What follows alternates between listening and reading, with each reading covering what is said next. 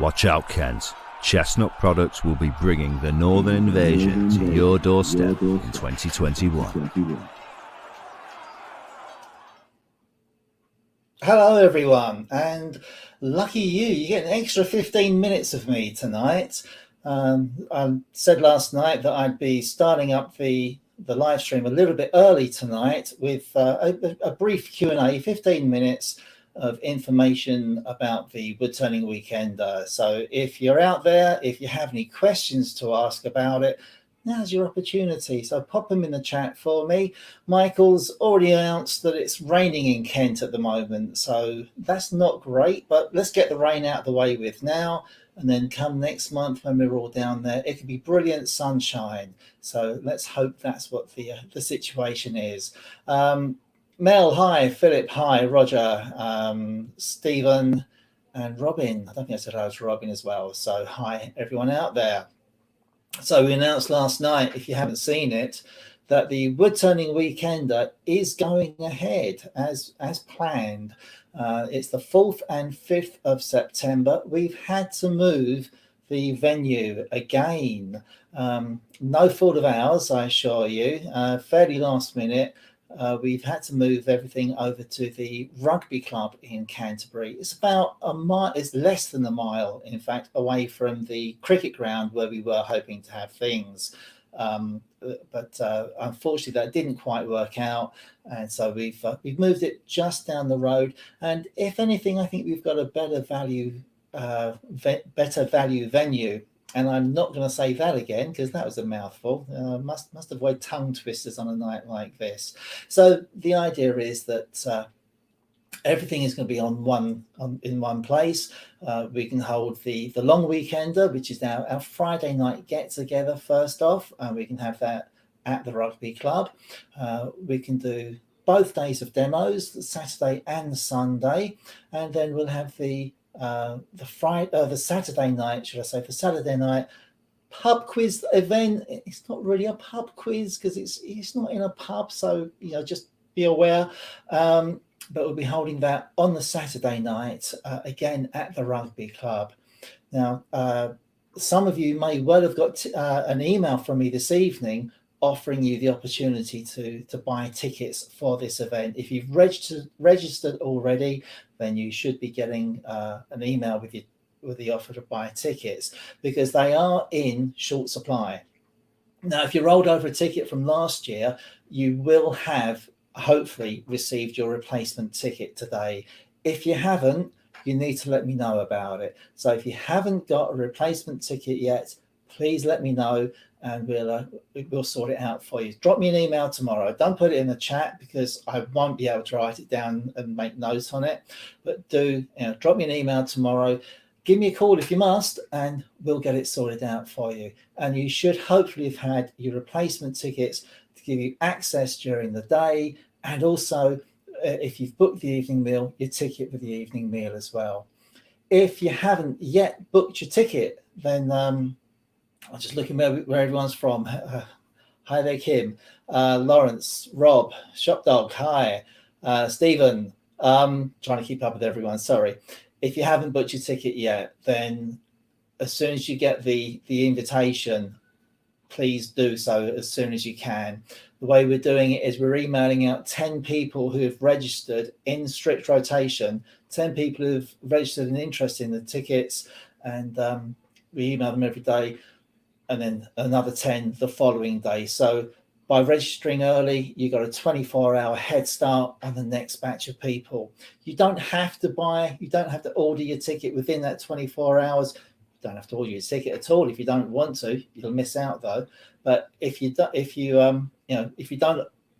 for whatever reason, can't book within that 24-hour period, don't worry. The invitation doesn't expire, but you do, tickets are limited. We are a little bit short on space this year, and so it is. I'm pretty sure it's going to sell out. So make sure if you're interested, get yourself in very quickly and get your tickets. Get your tickets booked. If you haven't yet registered an interest in it, drop us an email at ww2021 at chestnutproducts.co.uk, and we'll get you on the list and we'll send you out details as soon as we can. Give it a week or so, tickets will be on general sale. They'll all be available on the website and you can purchase them from there. But if you want to make sure that you get in there, you get in quick, get yourself on the list and get yourself on the invitation list. So if you've got any questions out there, do feel free to fire them across in the chat. I'm hoping someone is. Also, I know some of you are watching from overseas and far away. We are going to have the event live streamed. We're working on exactly how we're going to do that. We've got what have we got? Right, okay, 2 questions coming in there. Well, 1 question. Yeah, Michael, I'm not sure when you'll get the email from us, but you will be getting it soon. Nick is asking, is there a charge for parking? Absolutely not. It's free parking there. There's 7 or 8 disabled places should they be needed. And there's absolutely no charge for parking. Loads of parking available on site. You can, even if you want to, bring a caravan and park it there. They don't have electric hookups, but they do have showers and toilets there. It's a rugby club, so those can be used if you want to. Now, I was saying about live streaming the demo. We're going to live stream both days. Going to try and also live stream some of the evening's activities as well, just so you get a taste of the Weekender. Now, being there is far and away the best way of enjoying the Weekender. It's a social event. There's lots of wood turning going on. That's the idea of it. But it's more than anything else. The idea is to come and have fun. So yeah, make sure that you, if you can get there, please do. You won't regret it. But we're also going to live stream it, and we've got a team of experts coming in to do that. Anyone who's at the last weekend will know that anyone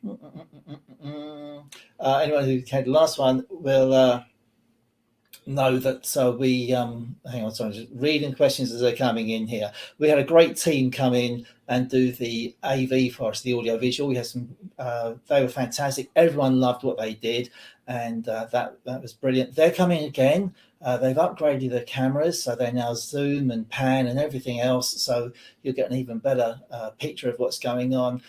They'll be miking everyone up, so you'll hear everything that's going on. And working alongside them, we're bringing in the team that do our YouTube videos for us, and they're going to be doing the live streaming as well. So it's going to be great. They've got a lot of experience at live streaming, so they know what they're doing. And events of this type, they've covered those before. So yeah, it should be good. Now, live stream tickets, we are going to charge for, because we're bringing these guys in. That's costing money, obviously. So we're charging just £10 per day for the live stream event. Doesn't matter if you can't watch it at the time, because it will then be available to watch afterwards, but only if you've bought the tickets. So, use question on CA glue finish. Totally. Oh, right. Okay. Yeah, fine. But that's not what we're talking about, as you say. Peter, you should be able to bring a tent. Let me check on that. Drop me an email tomorrow, and so I can reply to you. I think tents are allowed, but let me double check that for you. I need to double check that. We weren't actually expecting anyone to want to, so absolutely fine. You can. Nice. No, it won't be in the same place next year. The whole plan is to bounce the event around and have it in different places. If my nerves can stand it, we will be going somewhere different next year. Frederick's asking, are there any restrictions reference COVID? And no,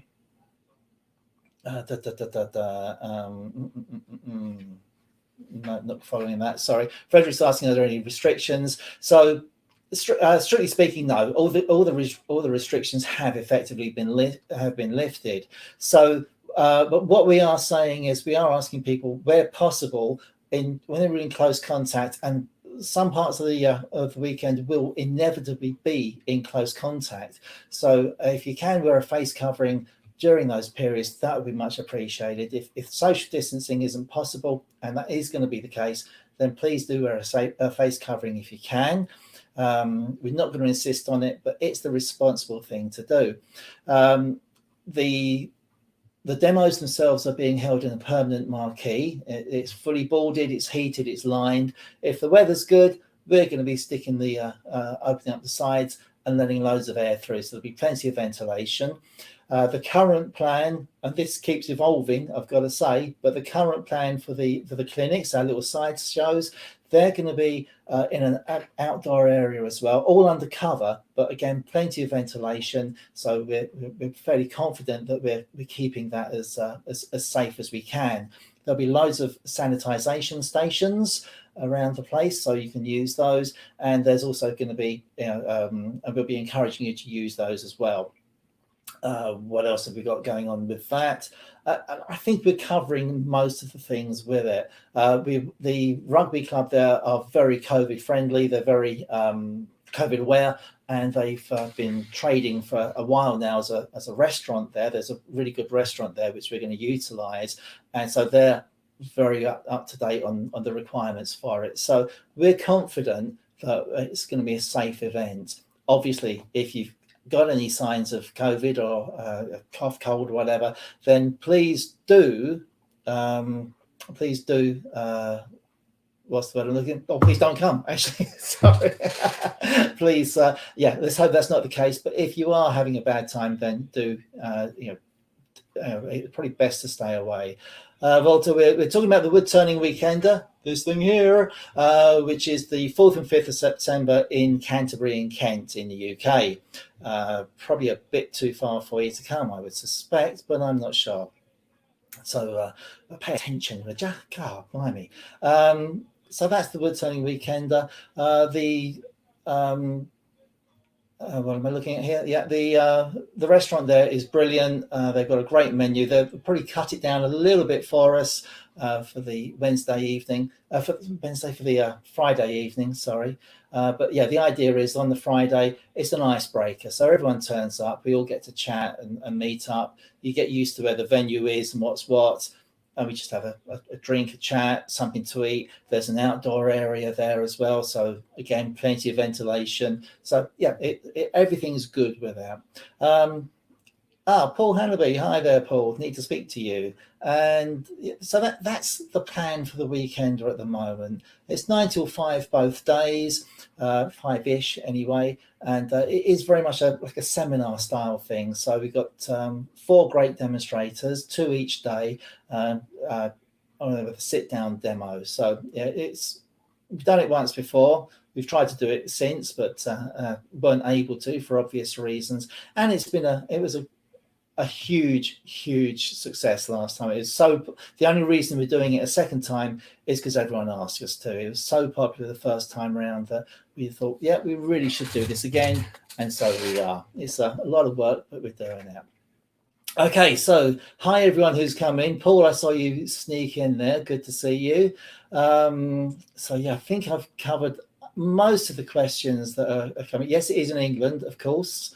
So yeah, I think that's about that for now. So I'm going to go off screen for now. If you have any questions, then do drop us an email, give us a call. We're more than happy to sort that out for you over the phone or by email if we can, and we'll get that going for you. Just quick last minute check, see if there's anyone there sneaking in with a question. No, it looks like we're all there. So I'm going to go off screen for a couple of minutes. Grab myself a drink. You might want to do the same, and we'll see you back here in just a couple of minutes with with Conkers Live proper. So let's find the correct thing to play here, and I'll see you in a couple of minutes. Cheers.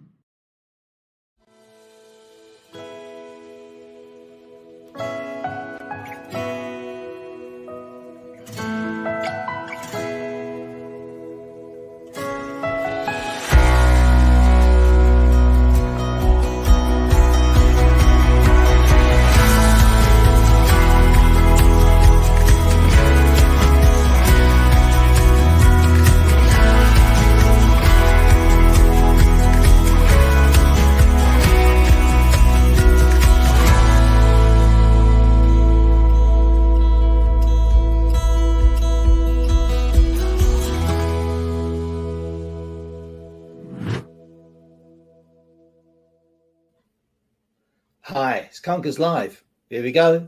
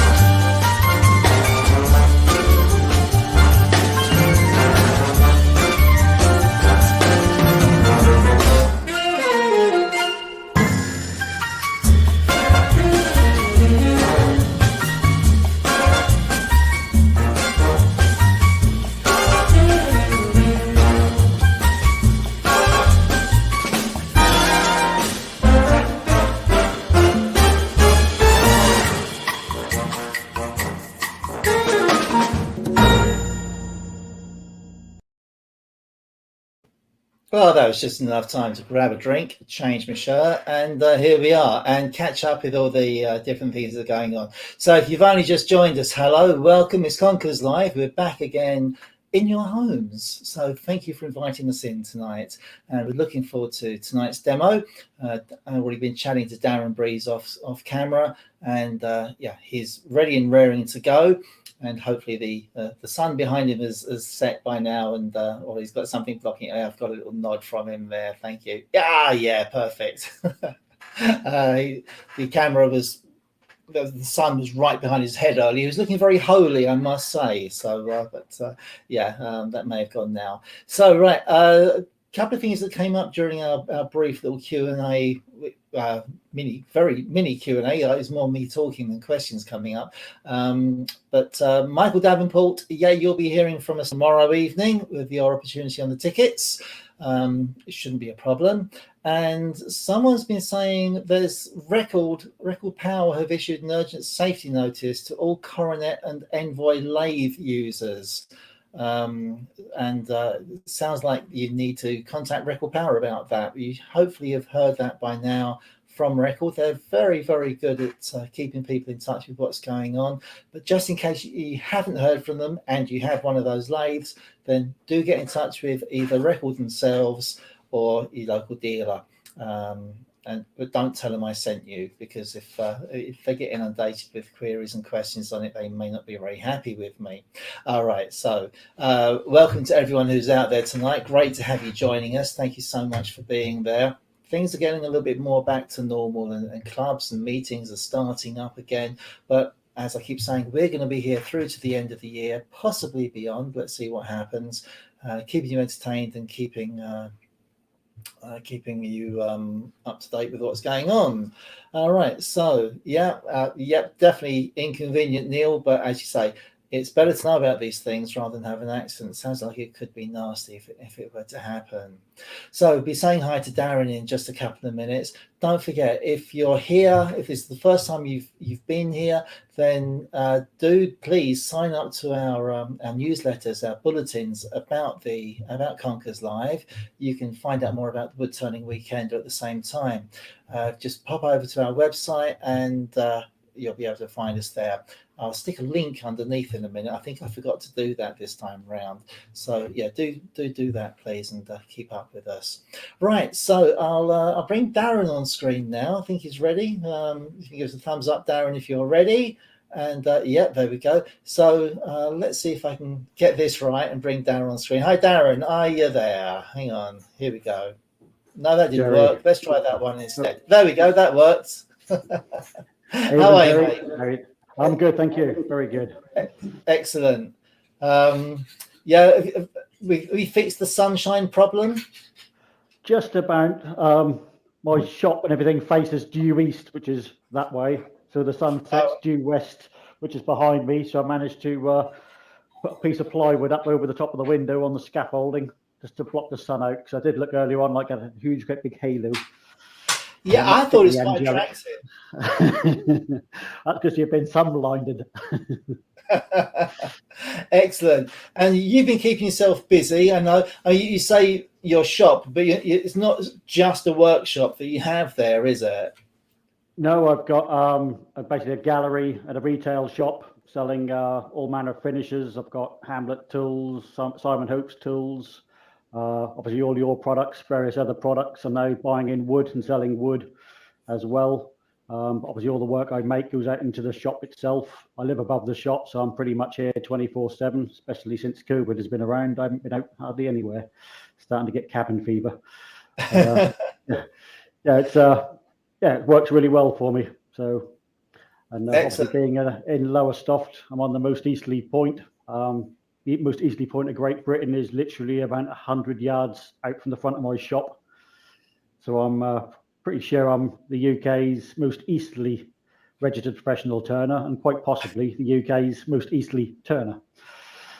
Unless there's someone just down, unless there's someone down in the between here and the sea. But well, let's hope not. Yeah. Unless, as one of your friends would say, unless you know different, but we'll come to that later. Yeah, that's brilliant. So in Lowestoft, so do you get a lot of trade there? Not as much as I'd hope. I'm up in the old part of town, which is the old historic part of Lowestoft, the original High Street, where the main shopping centre is actually in what's called London Road North, where all the Marks and Spencers and things are. But this area, I keep getting told that I bought at the right time. This area's now got a lot of money now being invested in it. So hopefully, once they tidy the place up and get all the new buildings done that they can do up here and the indoor markets and things, it should hopefully be a lot better. But it's a lovely area, great community and stuff. So yeah, love it. And you've been keeping busy with on live stream demos during the outbreak and the pandemic, I believe.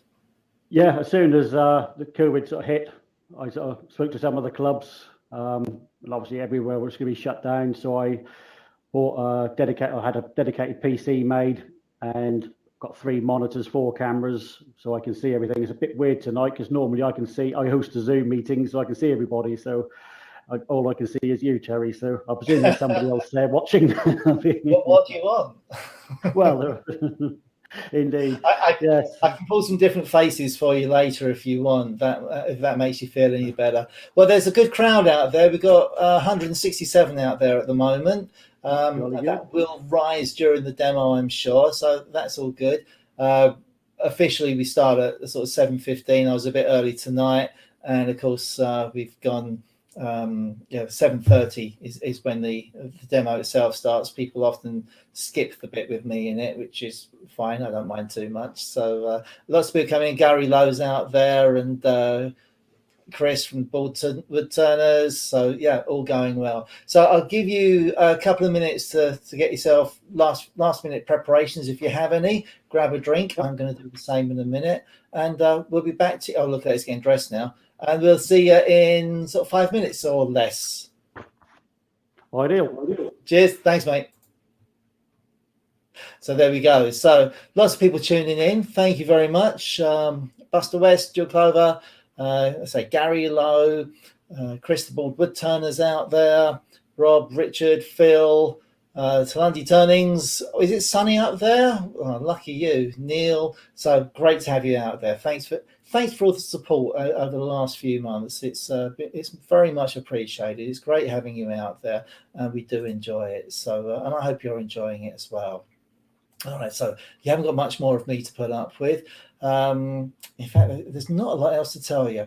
If you are late arriving and you missed the bits we were saying earlier about the wood turning weekender, it is going ahead this year. In fact, while I've been on air, we've had someone take advantage of the advanced ticket offer, and has purchased their tickets. So thank you very much for that. If you are out there watching, I haven't seen your name come up, but I have missed a lot there. And some others of you may have got an email from me tonight offering you the advanced ticket link.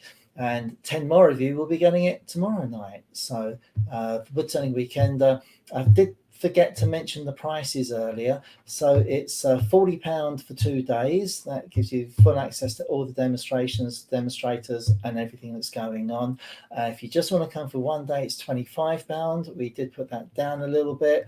And yeah, so that's how that's working. And so £10 if you want to watch the live stream during or after the event. If you purchase tickets for the live stream, then you'll have access pretty much ad infinitum for as long as it goes on. Right. Someone from the Lowestoft now living on the Isle of Wight. So absolutely excellent. Frederick's asking for the pub quiz. Is there going to be a theme for it? The theme is it's not a pub quiz. Basically, it's not in a pub. So I think that's the theme we're going to use for it, Frederick. Trying to think of what you could look up and spot up on for that, but yeah, not going to be easy. Frederick, you're not going to be there, unfortunately. That's on the Saturday night, mate. So unfortunately, you're going to be a bit too busy for that. Roy, yeah, shame you can't make it, mate. There is no COVID restrictions over here now, but not to worry, you will be able to live stream it. So there's a small charge for it, but not very much at all. So we hope maybe you'll come in and join us with that. The website for the wood turning weekend hasn't been updated with all the new details yet. I'll be doing that in the next day or so. We've been rushed off our feet trying to sort everything out since we lost the last venue. That happened a week ago on last Thursday, and we've been rushing around. We've had a very good friend who I won't embarrass by naming, but I'll say thank you very much. You know who you are, for your help in getting it sorted out, and it really, really is appreciated.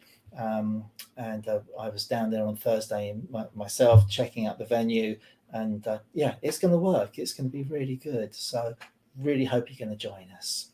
All right, well, without further ado, because this is a demo, it's not an advert for the wood turning weekend, I'll bring Darren back on screen, and it will be time for him to get to work, and then I can put my feet up for 10 minutes or so. All right, Darren, are you ready, mate? Yep, all ready to go, bud. Yep. All right, fantastic. All right, ladies and gentlemen, Darren Breeze, and I will leave you with it. Thank you very much. Hi there, ladies and gents. Thank you for turning up and watch my demo. And obviously, thank you to Terry for inviting me.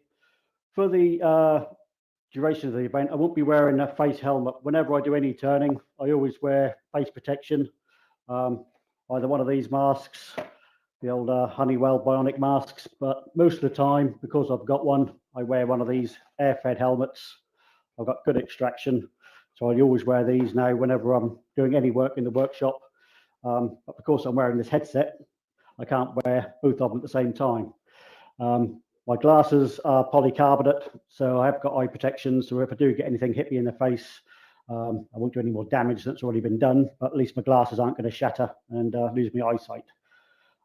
So that's the little safety bit. I'm actually wearing full trousers and safety boots because I got told off once for doing a demo wearing shorts and flip-flops, which is not recommended. Tonight I'm going to make what I made when I first came to Lowestoft, which is what I call my Lowestoft sunrise bowl, if I can get it into the right camera. So it's basically a sycamore bowl. This one I think is ash. But it's colouring, masking up. I do a lot of work with masking tapes of various sorts. Started from a few years back when I started making signs and things for people as well. I generally use just high quality masking tape. The one I've been using or will be using tonight, you can get from like Tool Station. That's one of the best ones I found. It's it's called Clean Edge, really good quality. Otherwise, I use this tape, which is a Japanese paper tape. It's really thin, so you get hardly any build up of edges of paint when the two go together, and that's called wasabi tape. Really good. Get very little bleed through with either. So I've tried ordinary cheap masking tape and it doesn't really work very well. So I found that Clean Edge stuff. It's reasonably cheap, a bit more expensive than ordinary, but it's still quite good. I've got a blank here of Sycamore, and I'm going to be holding it on an Axminster chuck center or chuck drive, screw chuck. And because the blank's quite thin, it's only a 2-inch blank, I'm just going to put some spacers on, just so I don't have any risk of the screw going right through and into the bottom. I'm just going to get that into there. So what I'll do, I'll put it on my end cam so you can, so I've got that in there now. That's nice and tight. I've pre-drilled the blank and just faced off the outside of the face a little bit because that was quite warped, this board. So screw that on, make sure it's nice and tight. But whenever I start off any turning, if possible, I will bring the tail center up, lock that into place, just as a bit added security, so I can now pretty much turn this at will. Get my tool rest sorted out. Always spin the work first to make sure you've got clearance between the tool rest and nothing's going to catch. I'm going to turn the speed right down on my lathe, and I've got a foot operated on off switch. So start it up.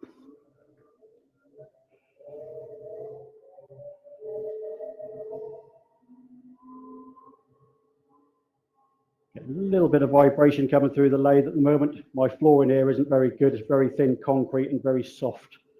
So when I bolted the BB lathe down, it didn't really bolt into very much. So let's move my chuck key out of the way. So initially, what I'm going to do is clean up this face and this face. So I've got something flat to work to, and then I can start looking at starting to put some shape in. So I'm going to use a long grind bowl gouge. If I go on the overhead cam, you might see more. I'm basically going to rub the bevel and then rotate the tool over until the cutting edge comes into action, and then literally just do a pull cut right to the edge. And one more, and hopefully that will just give me a nice flat face to start with. Just going to stop the lathe, have a quick check. I can still feel a bit of a ridge. Got one little patch up here, which hasn't quite cleaned off yet. But apart from that, we're looking good. Just going to quickly move the tool rest around and just clean up this edge. And while I'm doing this, I'll also be looking down this face to see whether this face is undulating. I'll need to know exactly where I've got good wood up here. So I'll probably do a little tiny cut coming in here with a parting tool just to know where my top of my bowl or the top limit of my bowl can be. So we'll do the same thing. Going to come in from the right hand side, pick up the cut.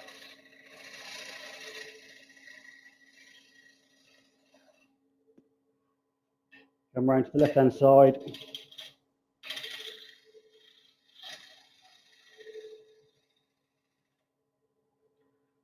And just see whether it's round. I'm going to lay the tool over the top with a pointy bit well away.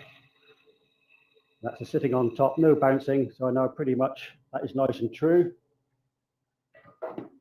Just going to grab a standard 8th parting tool.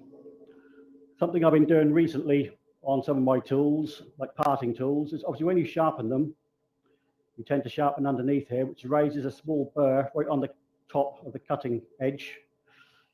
So I always mark my tools now with a biro or a Sharpie type pen. So I know that that's the top of my tool and that's where the burr is going to be. That'll be give me the cleanest cutting edge possible. It'll be sharper than on that side. So I'm just going to come in here. I can see a little bit of a ghosting line, so I'm just going to do a couple of little cuts.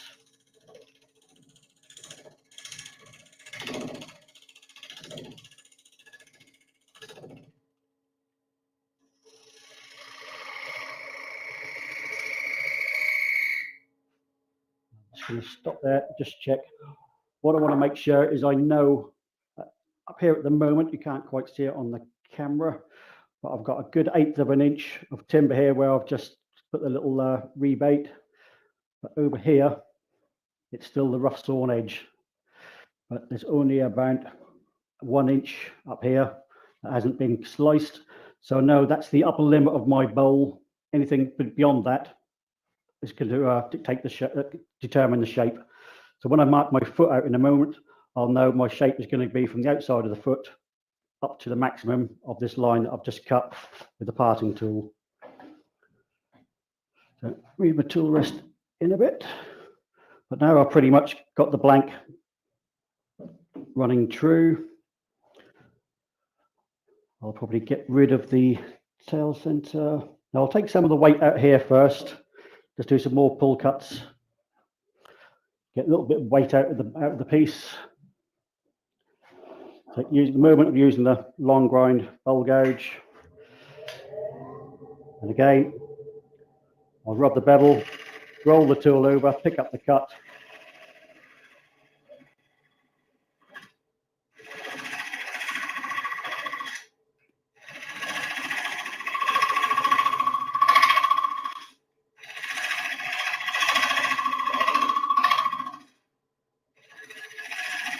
I'm not doing anything particularly aggressive.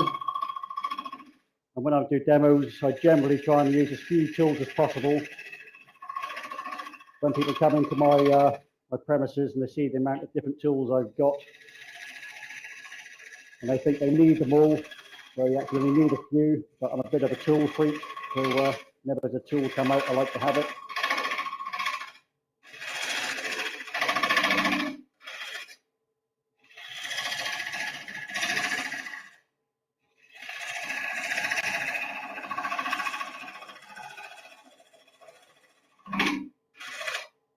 Just going to move the tool rest over a little bit. As I'm pulling the tool here, if I go onto the end cam, hopefully you'll be able to see as I'm pulling the tool around, as it comes off this back edge, I can then start moving my body a little bit angle. Better. Basically, with the tool against my hip, I can pull the tool around. When I got onto this end, I can actually go from a pull cut to a push cut.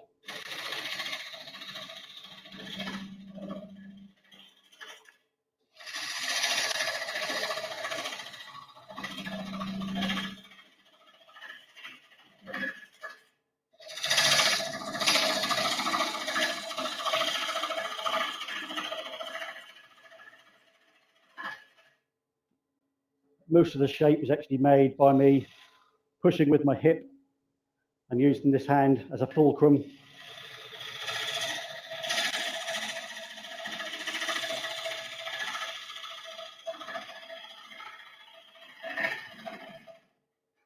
Now I've got to there, I'm just going to take a step over and I can then carry on using that as a push cut.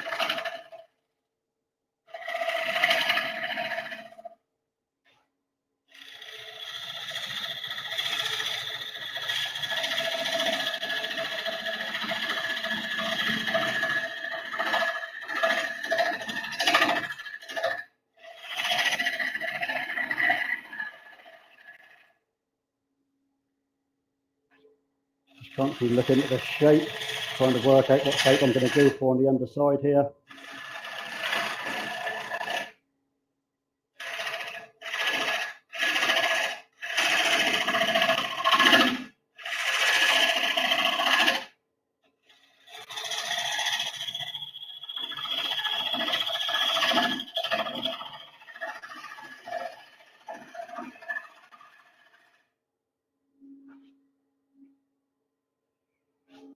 That will do for the moment. Just going to move the tail center out of the way.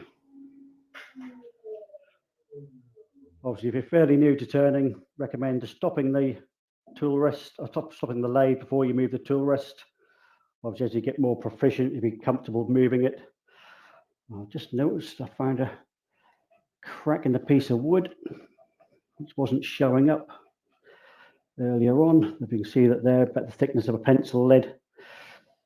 So that may need some addressing. So I'm just going to run across the bottom, make sure the bottom here is nice and flat. I'll go over with a standard grind hole gauge.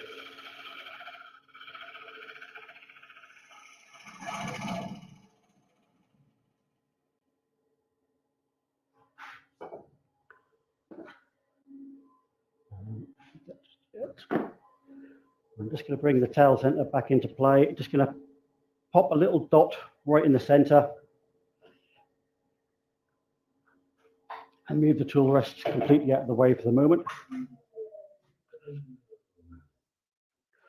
When I first started turning, everybody was showing me how to use vernier calipers to marking the foot and things, using 1 point out here somewhere to score the wood, lining it up with this one. But a friend of mine was doing the same thing, accidentally caught the right hand leg, and this long pointy bit come up towards his face, and it really scared him basically, and he didn't know what to do. I was never really happy using that, so I just went out, bought myself a compass. And with the lathe stopped, I've got the center point in there now. I'm going to do a dovetail recess on the back of this piece. So with the lathe stopped, I'll just use a compass. I've now got the outside, or the internal diameter now, of my chucking recess, which I can work to nice and comfortably without any risk of anything flying around. The other alternative is to use hinge dividers. Still work the same way as the calipers. Score with the left leg, line it up with the right leg. But if these do catch, they're going to spin over like that, which I think is still safer than the vernier calipers. Not to say I still don't use the vernier calipers, I do, but not if I can help it. So I just need to make a recess in here now. So I'm going to go in again with my parting tool, which was just sharpened where we came, got a nice little burr on the top.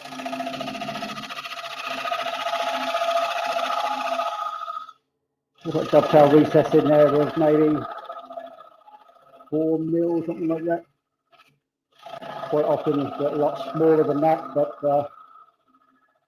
as much as you guys would quite like to see it, I don't want a piece coming off the lathe in the middle of a demo.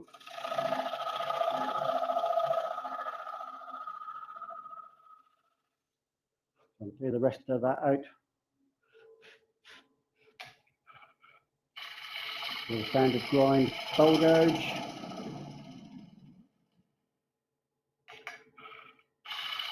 What we often get as beginners is when we get to the center here, we quite often end up with a pimple, sometimes a dimple.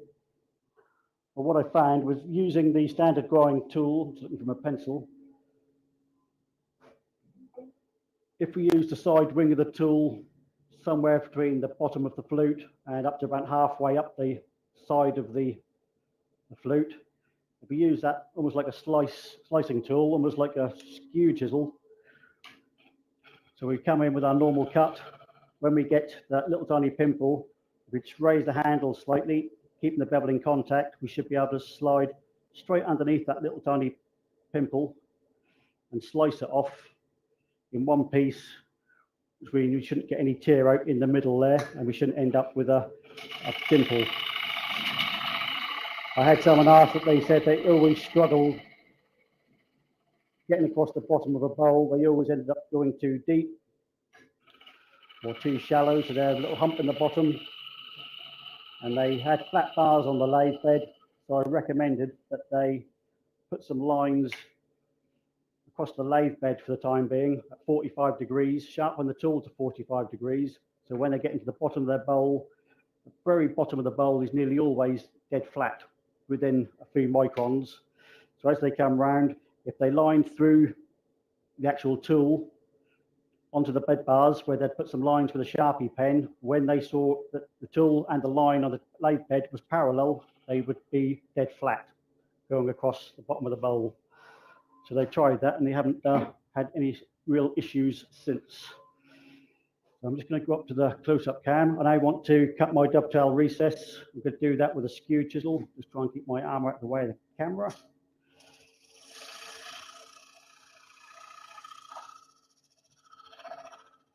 While I've got it in my hand, I'll just use it as a little scraper, a little negative rate scraper.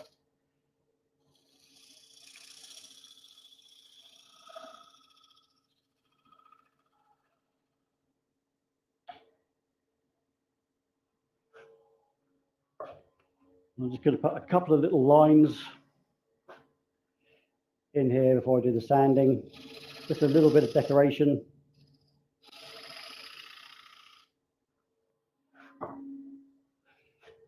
Maybe even just jump over to one of the texturing tools, just to put a little bit of texture in there as well. The center I always leave because I have some, I can find them, there they are. If possible, I now mark all my work with one of these little discs, which is laser cut stainless steel. So I drilled a 35mm hole in the center there, 1mm deep, glue those in with some super glue or CA glue, and that's basically my piece marked. I used to do it with pyrography, but it always looked absolutely rubbish. So I gave up on that, decided to get those made. They work out about £1 each. Someone did say use a £1 coin, at least work will be worth at least £1 then, but I don't speak to him anymore. So I want to make a little incision here because this is going to be the extremity of my foot.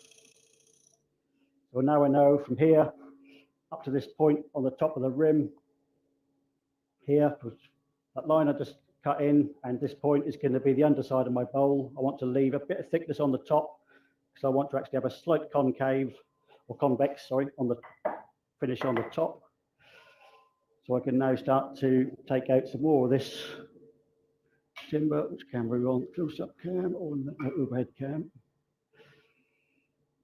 So now I just start putting a bit of shape and cleaning up the underside here. Standard grind bowl gouge. Mine are actually sharpened to 40 degrees, not because it's any particularly better for doing the cut, but because I use negative rate scrapers a lot, and ideally negative rate scraper wants an included angle of 70 odd degrees. I sharpen mine to 80 degrees because that then gives me the opportunity to leave my platform on my grinder set at 40 degrees. I can sharpen my bowl gouges and sharpen my negative rate scrapers without ever adjusting the platform on my grinding system.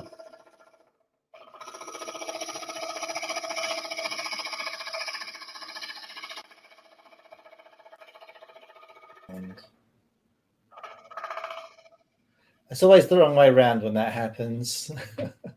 Darren, someone's asking, there's an on-off switch or something on the floor, or a safety switch of some kind? They just noticed. The red, this one? Yeah, I guess so. Yeah, that's my on-off switch. Cool. Yeah. Is that of your own design and making, or is that standard for the lathe? No, it came with the lathe when I bought it. I'd always wanted a VB36. This came up for sale a couple of years ago at Tool Post. It wasn't working. Apparently the motor and the inverter had packed up, and the chap has been told that it was going to cost him around about £1,500 to replace it all. So he thought he'd cut his losses and run. So I took a punt on it because my big lathe behind me, my big lathe behind me, I've got a Wadkin RS8 over there as well, which is all now wired up through an inverter. And I thought I could just use the same inverter and motor and everything else. But when I got this lathe back home, I started taking it apart, trying to find the fault, and I realised it was the no bolt release switch, which cost me £12.73. So basically I got VB36 for £2,000 and £12.76. I don't often fall in it. No. I always bring it up just to wind people up. That's just cruel. I'll leave you with it. Thanks. Okay. Get my arm caught in the tail centre at the moment.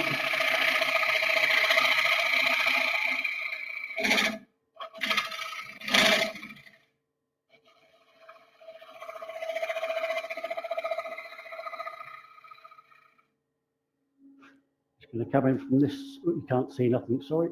Just do it in camera.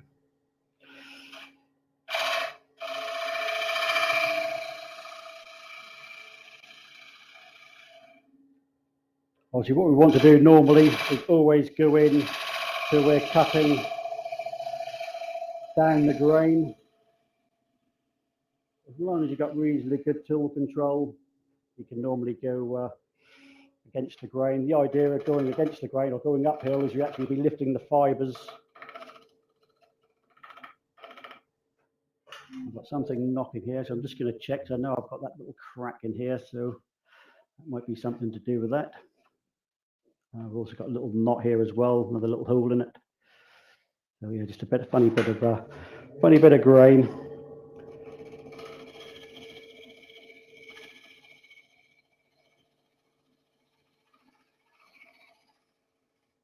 Where I've now come up to that funny area of grain, what I'm going to do is actually put more weight on top of the tool, pushing down onto the tool rest and trying to literally just float the bevel across the surface here.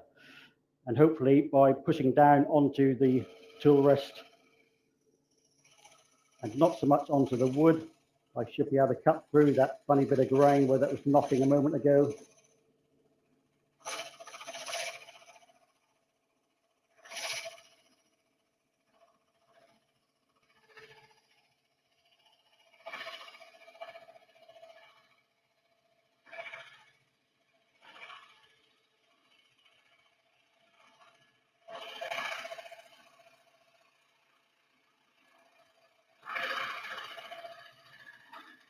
Let the tool right out, right to the edge.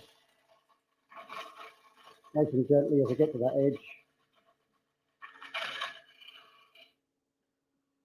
Hopefully now that'll be fairly clean, ready for braiding.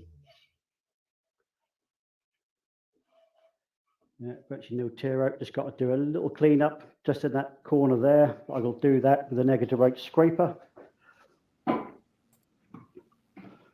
While you're grabbing that, let's change that view. Question that's come in. As you do your finishing cut on the outside, I don't actually understand the question, I'll be honest. Right. What grit do you normally start sanding with? I thought finishing cuts set you up with, so you can begin with 220 or if lucky 320 or better. What's your take on that? It depends entirely on the piece of wood. Sometimes you can start off at a lower grade of grit. Basically, I always see the first piece of abrasive as the last tool. So I'll be going over this in a moment. But the next abrasive I need to use will be my next tool. That's to get rid of the next set of tool marks left by this tool. And then subsequent abrasives are only there to get rid of the scratch marks left by the first abrasive. There's virtually no tear out on this piece. There's a couple of little tiny lines where the tool is bouncing, but they are probably only a couple of microns, which would come off with a bit of abrasive, maybe 180. Probably start with that because I've got this funny little bit here. I'll probably try it with a piece of 180 to see what it's like. Could probably go to 240, but rather than start with 180 or 240, then go back to 180, I'll just start off with 180. So just going to use a negative rate scraper for those that don't use negative rate scrapers. That's a negative rate scraper.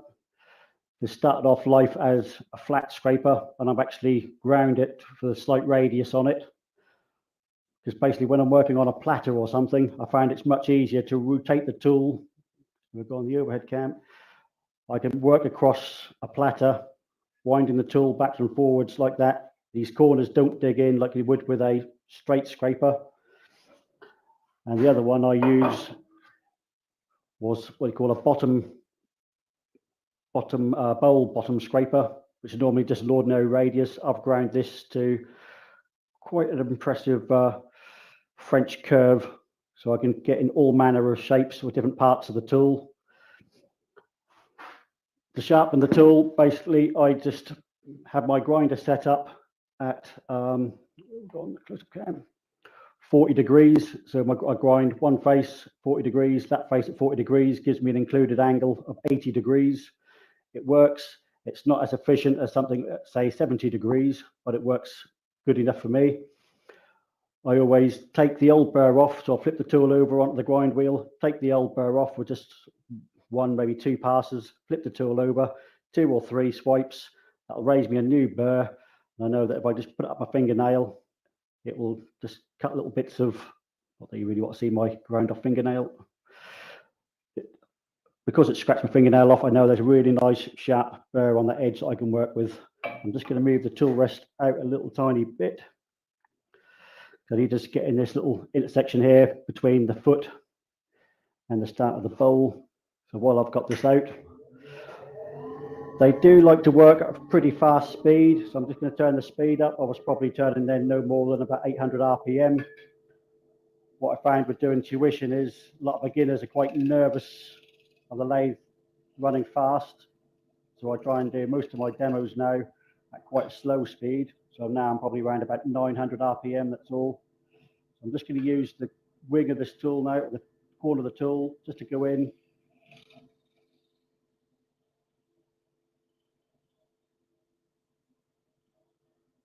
If I go over to the overhead cam, hopefully you'll see how I'm going in here. And then I can literally just roll the tool around. Tool bounce going on there.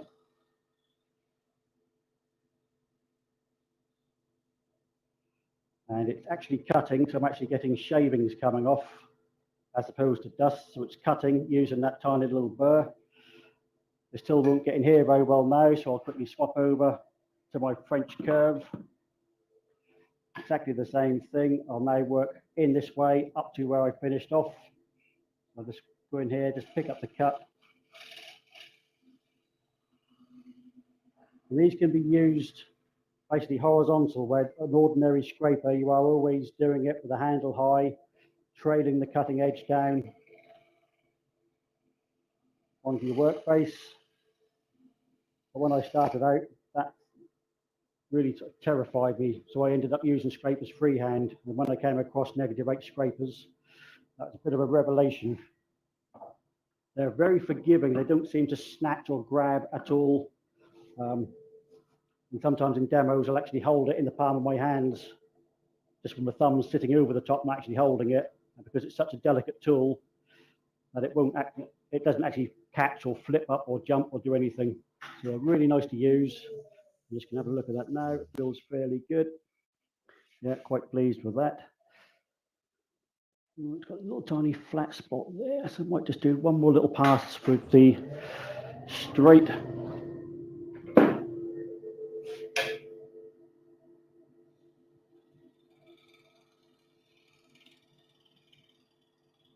Blend that off to next to nothing as it comes around the corner.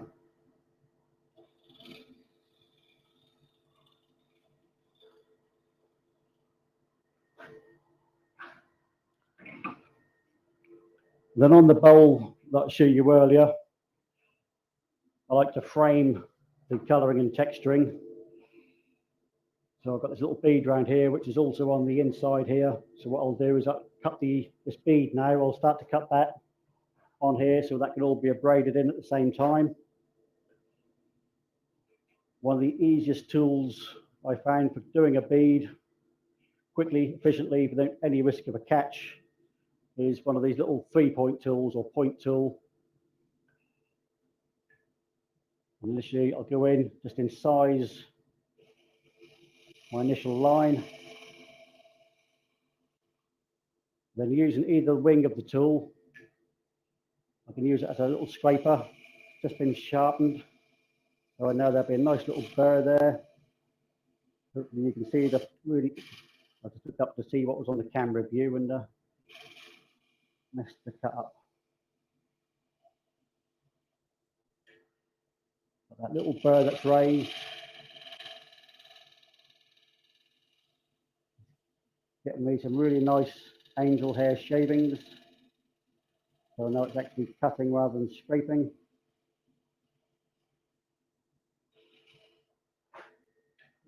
Line there I want to get rid of.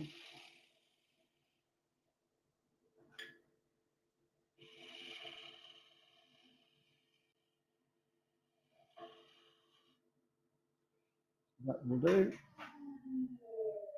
So now I'm pretty much ready to start the braiding.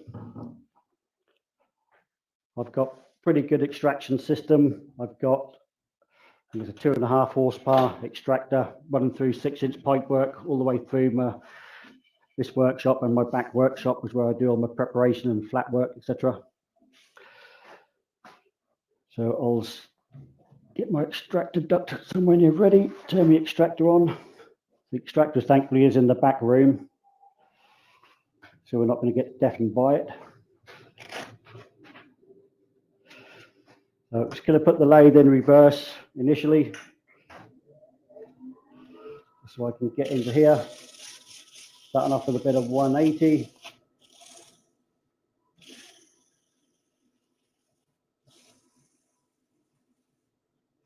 And whenever I use any abrasive freehand like this, I always use my other hand to brace it.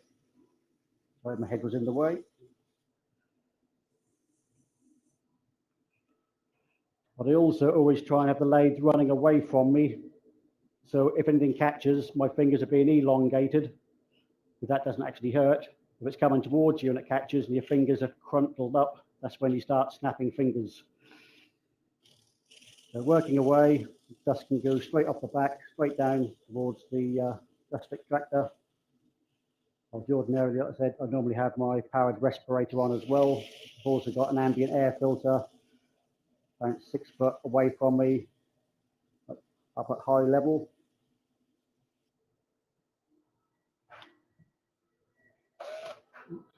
I'll just do that bead now while I've got the abrasive in my hand. Into the bottom of the little V cut. This will get messed around with later on, so when I have to cut the bead from the other side, I'll probably end up running over this bit of bead again with the abrasive. Now what have we got in here? 120. And I always use the Rhino grip abrasive, just what I've got used to over the years. Do you want to maybe change the camera angle on that one, Darren? I can do. That's great, thank you. Yeah. Nearly always power sands, just for speed. Really light, floating over the surface. Stop, have a quick look, see if there's any areas that I need to go back over with the 180. I think that will probably be all right.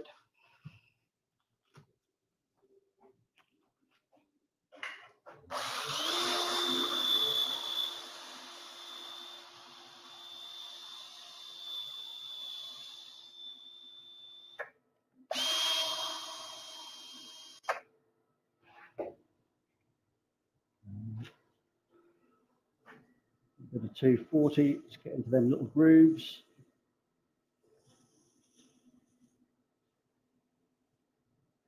Roll around the bead.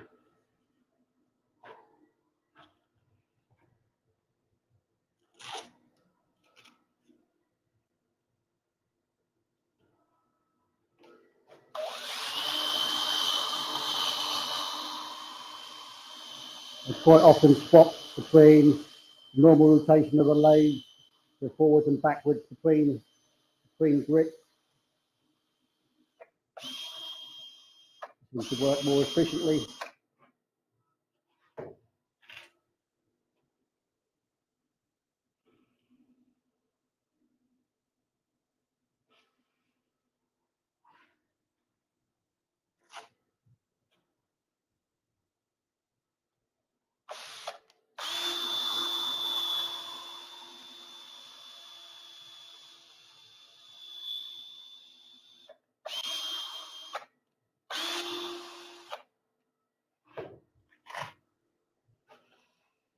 My workshop is covered in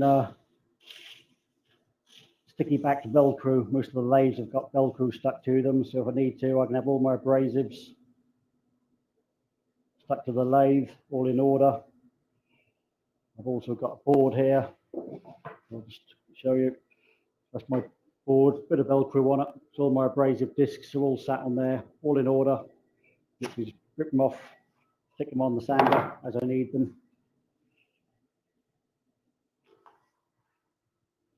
So hopefully that will do.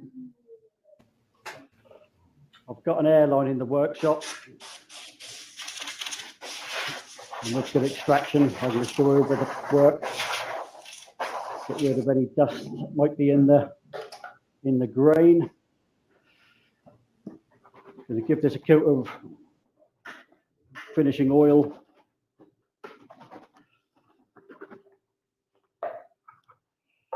I will just turn my extraction off because I don't want fumes going down my extractor.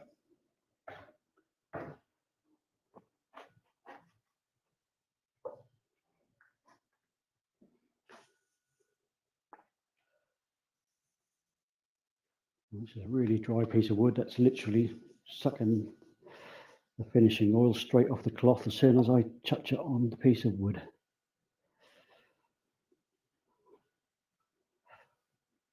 Make sure I get into that bead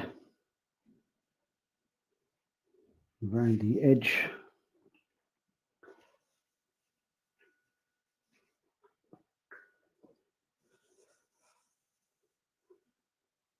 Perhaps could have done with a brush rather than a piece of tissue, the way this is sucking up the finish.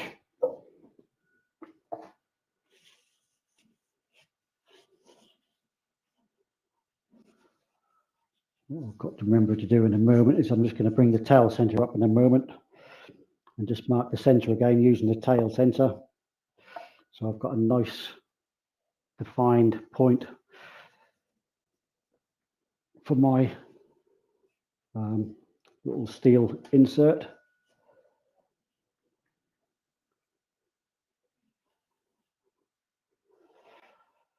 I might, if I remember, actually just drill it out at the same time while it's still on the lathe.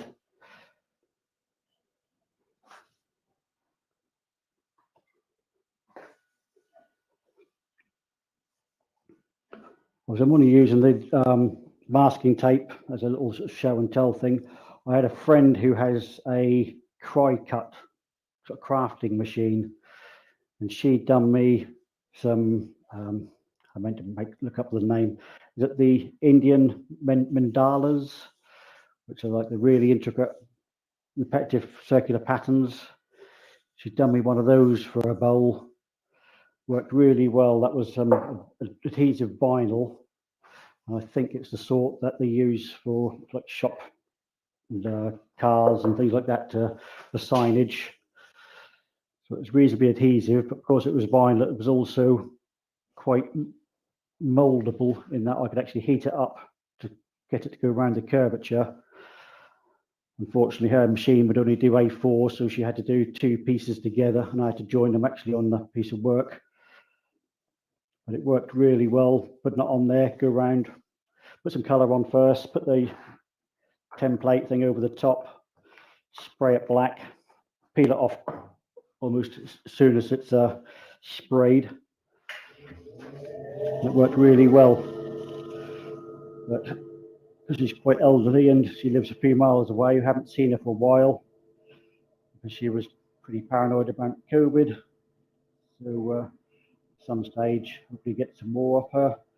I've also printed them off on like Avery labels, just print the design on like an A4 Avery label and then cut it out with a very sharp scalpel. This all worked fairly well.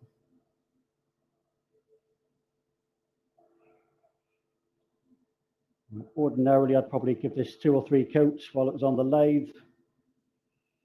Just creating some heat, using a clean piece of tissue.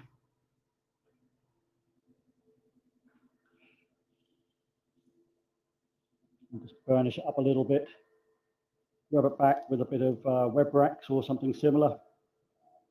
Just give it a little key and add another 1 or 2 coats. I can normally get 2 or 3 coats on in fairly rapid succession. Tonight I'll just do the 1 coat. And I'll put another one on there tomorrow.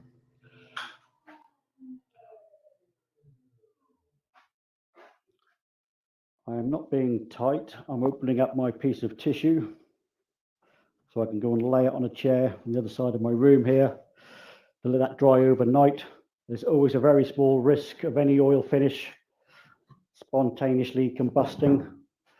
I don't know of any turners' workshops that have gone up in flames because of oil finish, but I do know of car garages that have. So I always make sure I open up my finish piece of tissue, rag, whatever I'm using,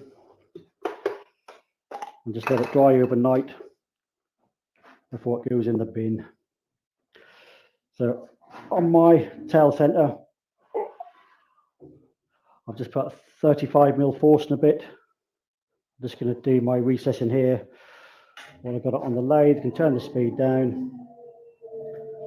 I basically want about 1.5mm recess.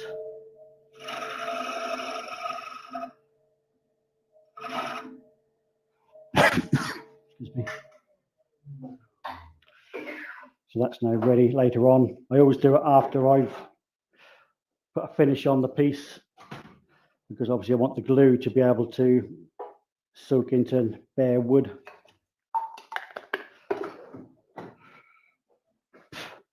So the bottom of that is basically ready. Take it off my screw chuck.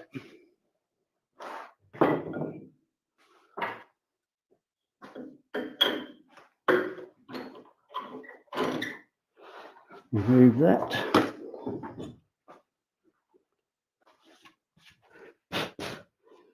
Just make sure there's no little bits of shavings or swarf in my dovetail recess.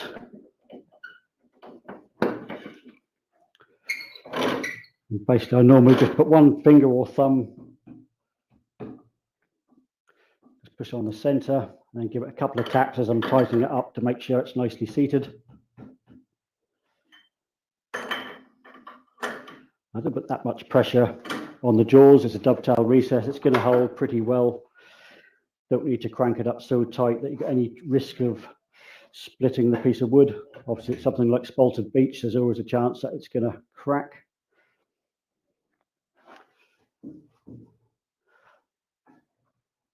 Let's position the tool rest slightly better.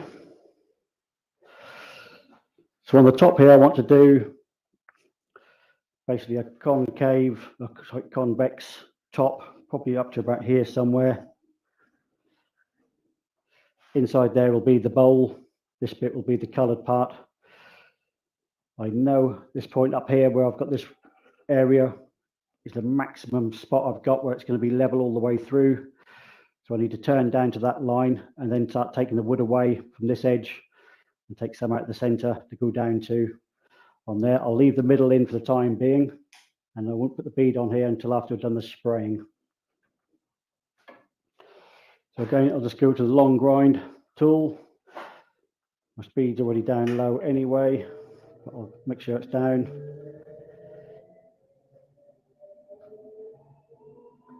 Slowly increase the speed.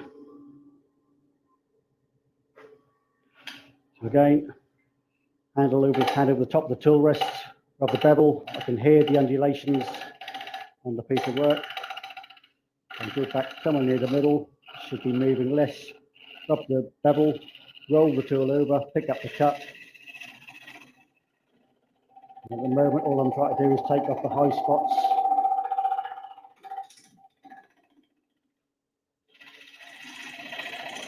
Because the top half of my body isn't changing any position or angle.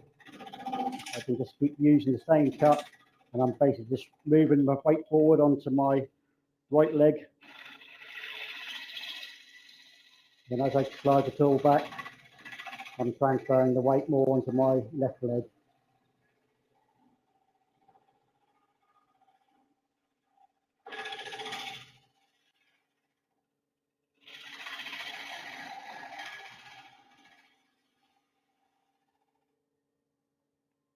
We stop and have a look.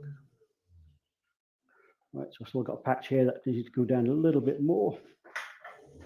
I come off the tool, so I'll do my ABC, anchor, bevel, cut.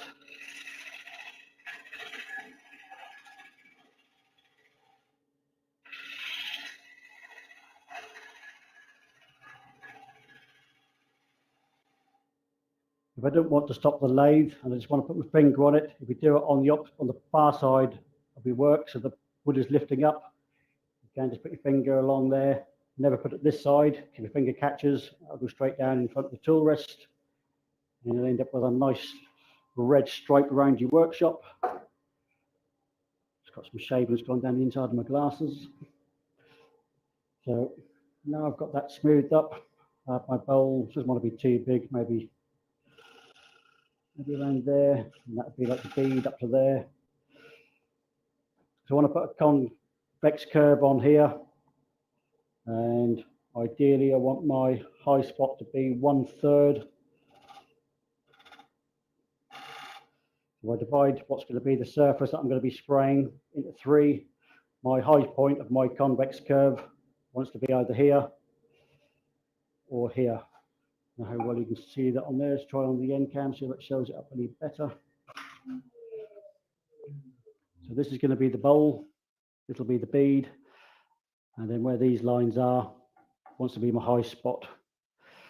So I think I'll make the inner one my high spot. I have a nice slope and curve on the top here. So basically, you want to start taking this corner off. So using the standard grind, bowl gouge, rub the bevel, anchor the tool, rub the bevel, leave it to near the edge, lift the tool until I start seeing a little bit of dust. And that's my cut. Come off the tool, off the end of the piece of work, pick up the cut, and repeat. You take a little bit off at a time. Pretty much on my last cut, I actually want to reach my pencil line.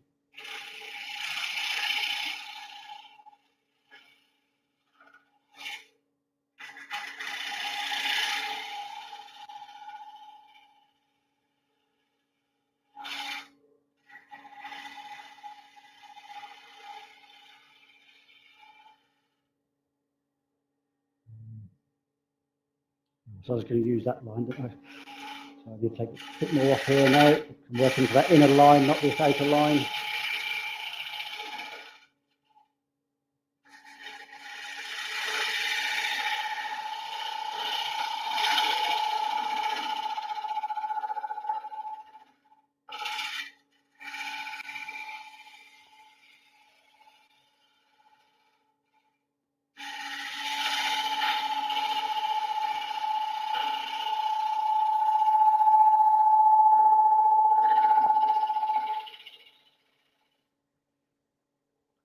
Work down to where my bowl is going to be.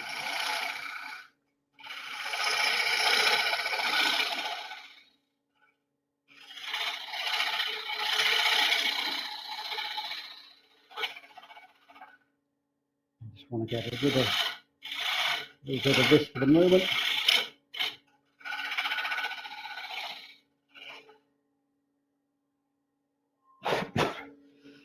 I'm just stepping back, trying to look at the curvature on this top face.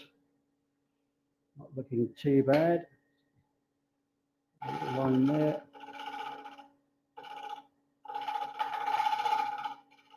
And I've got one of them knots, I think, just creating a little bit of tool bounce. So I'm going to push down hard with my left hand onto the tool rest. So I can just float the tool over the surface where that funny knocking was coming from.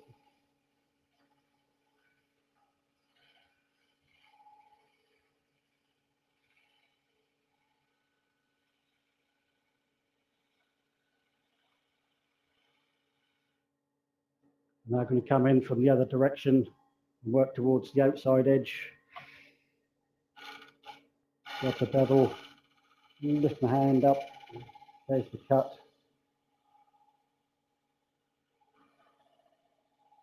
I'm going to take roughly about a 1mm cut all the way out to the outside edge.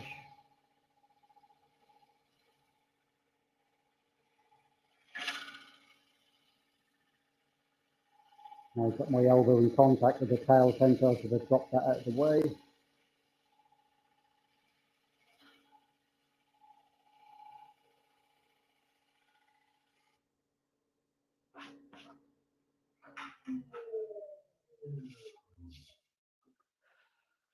So I'm just going to check the few little lines here. There's no tear out as such. There's just a couple of little lines. I'm just going to flick over that quickly with the flat negative rate scraper. Just take those little undulations out, and then I can start braiding.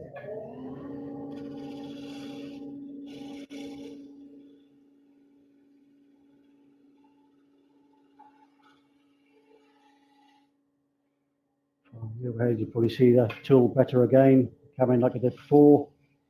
Use that wing of the tool. I want to use that little burr, whatever I've got left of it, all the way around, right to the edges. No point leaving one corner of the tool with a nice burr on it. And you're trying to use the other parts which are now blunt. Much of my tool rest or something stuck on there. The tool literally just stopped dead.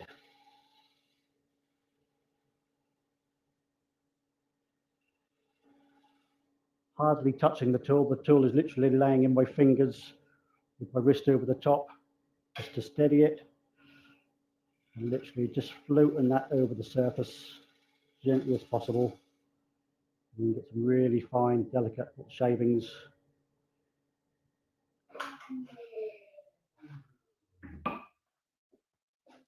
So get the tool rest out of the way. Put the lathe into reverse. Start up the extraction. Again, I think I'll start off at 180.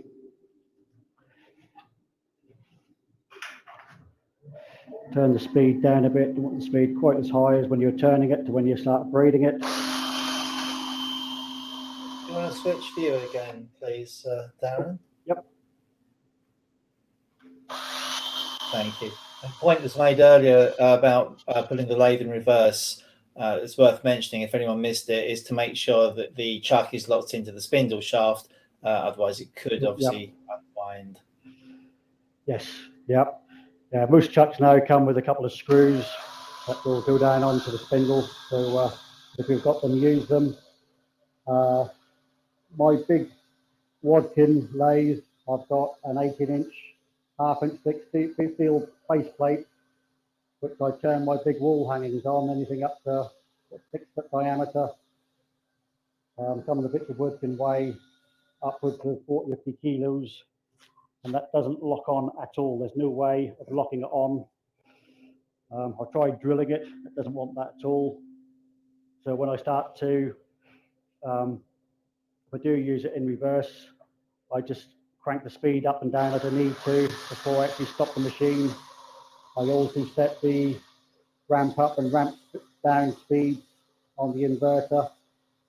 So if I'm doing one of my big pieces, I might have a 15-second ramp up speed. So it means the lathe will actually get up to speed in 15 seconds. That ramp down speed is about 20. To make sure there's no risk of anything unwinding. But it's always a bit daunting that first couple of times when you do stop the lathe. So always make sure I stand well out of the way.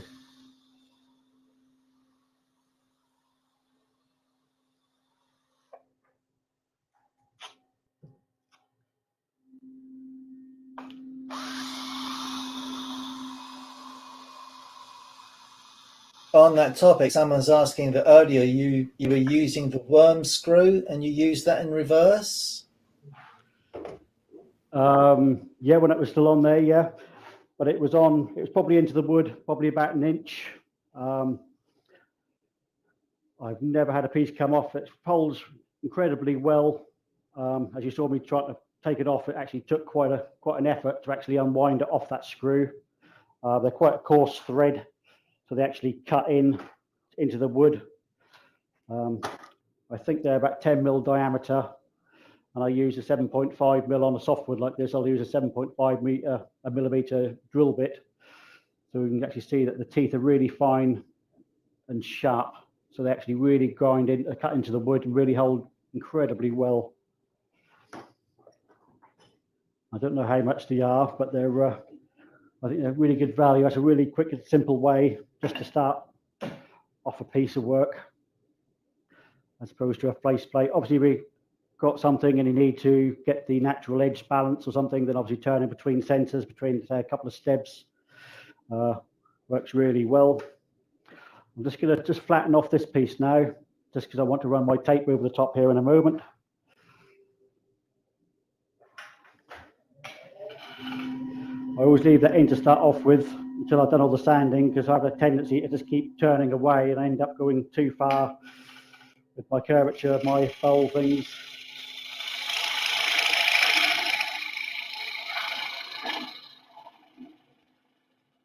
I'm not sure what speed the lathe actually doing. It's not particularly fast at all.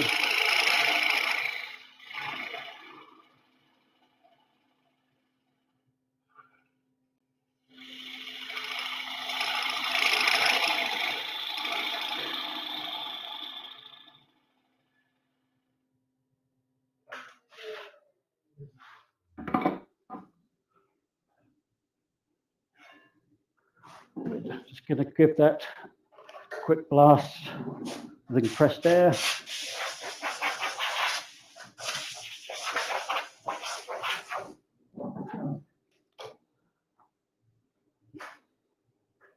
And I'm just going to have a look to see if there's any particular points where I think the pattern should go. The grain down here is a bit more simple. Got a nice bit of grain up here, a bit of colour in it as well. Can't see that fissure, which is directly behind here. It's not showing up on this side, so I haven't got to do any repair work before I get any further. So pretty much, I think I'm ready to start applying some colour. I'm just going to look here. I've got some fairly straight grain here, so I'm going to try and get that as near to horizontal as possible. Turn my extraction off, because obviously I don't want the fumes from the stain going into the extractor. I don't suppose it would ever be enough to actually cause an issue. Right, so on my board here, I've basically just stretched out a load of the tape. All these pieces here have all been cut from corner to corner, leaving a little tag on the end. So they're all tapered. They're all exactly the same length, within reason. So all my tapers are the same shape. I've done this demo somewhere, I can't remember where now, but somebody done one themselves, and they thought, well, look, down here when you need a short piece of tape, so they cut the tape sort of diagonally over a 4-inch piece. That just made the thing look a bit sort of clunky. And the sun part, I've marked it on here with a pen, and basically that's off a 2-inch piece of tape. And the size of my sun is an empty pot of Terry's wax, and that just fits over there, and that just seemed to work out a nice sort of balanced size. So I've cut around the wax pot, so I've now got a piece of tape with a semicircle, big semicircle over. I'm now going to apply it somewhere near the bottom, trying to line it up along one of the grain lines as best I can.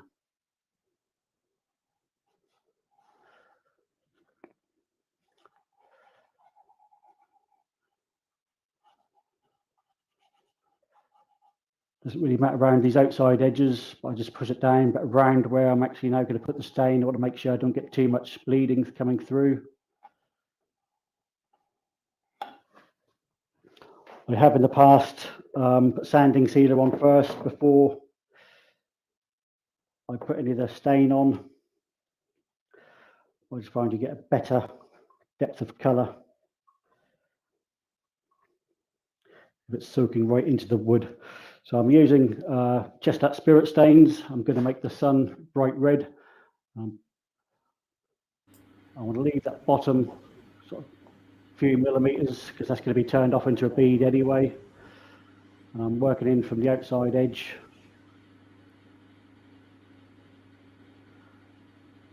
I'll get one coat on there quickly.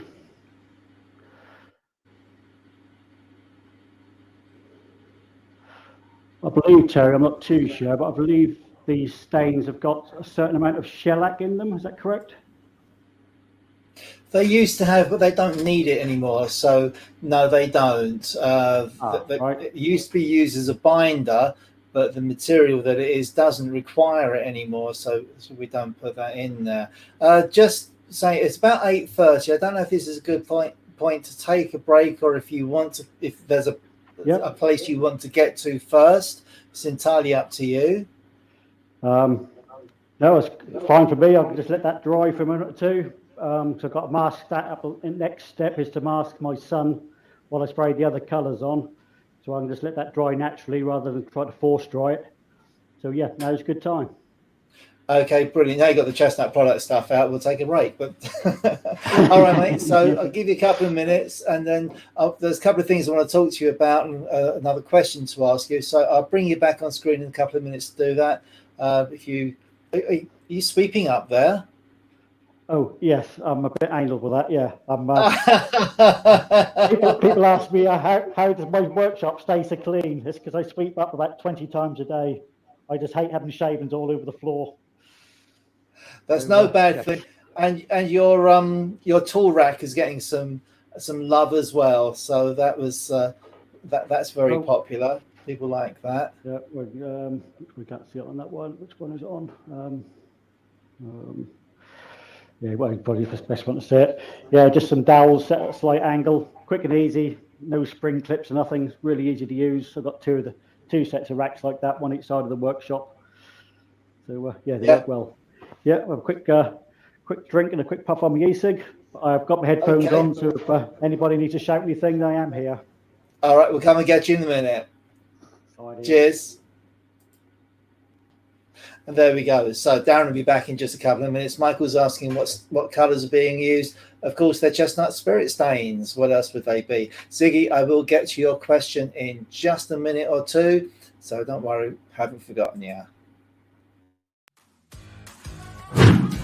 Coming next on Conkers Live. Hi, I'm Sue Harker, and I've been asked to do a Conkers Live on Thursday the 26th of August. I'll be streaming live from my workshop here in Bridlington on the East Yorkshire coast. The topic for the night will be bowl turning with a difference. The first one will be this sunflower tea light bowl, where I shall be using carving, colouring and pyrography to decorate. And the second will be this open segmented bowl. 3 rows of segments to enhance the beauty of a very standard shape of bowl. I'll be showing you how to construct and turn the bowl. So I'm looking forward to the live stream, and I'm hoping as many of you out there will be coming along to watch. So that's Thursday, the 26th of August, 7:15. Hope to see you then. Thank you.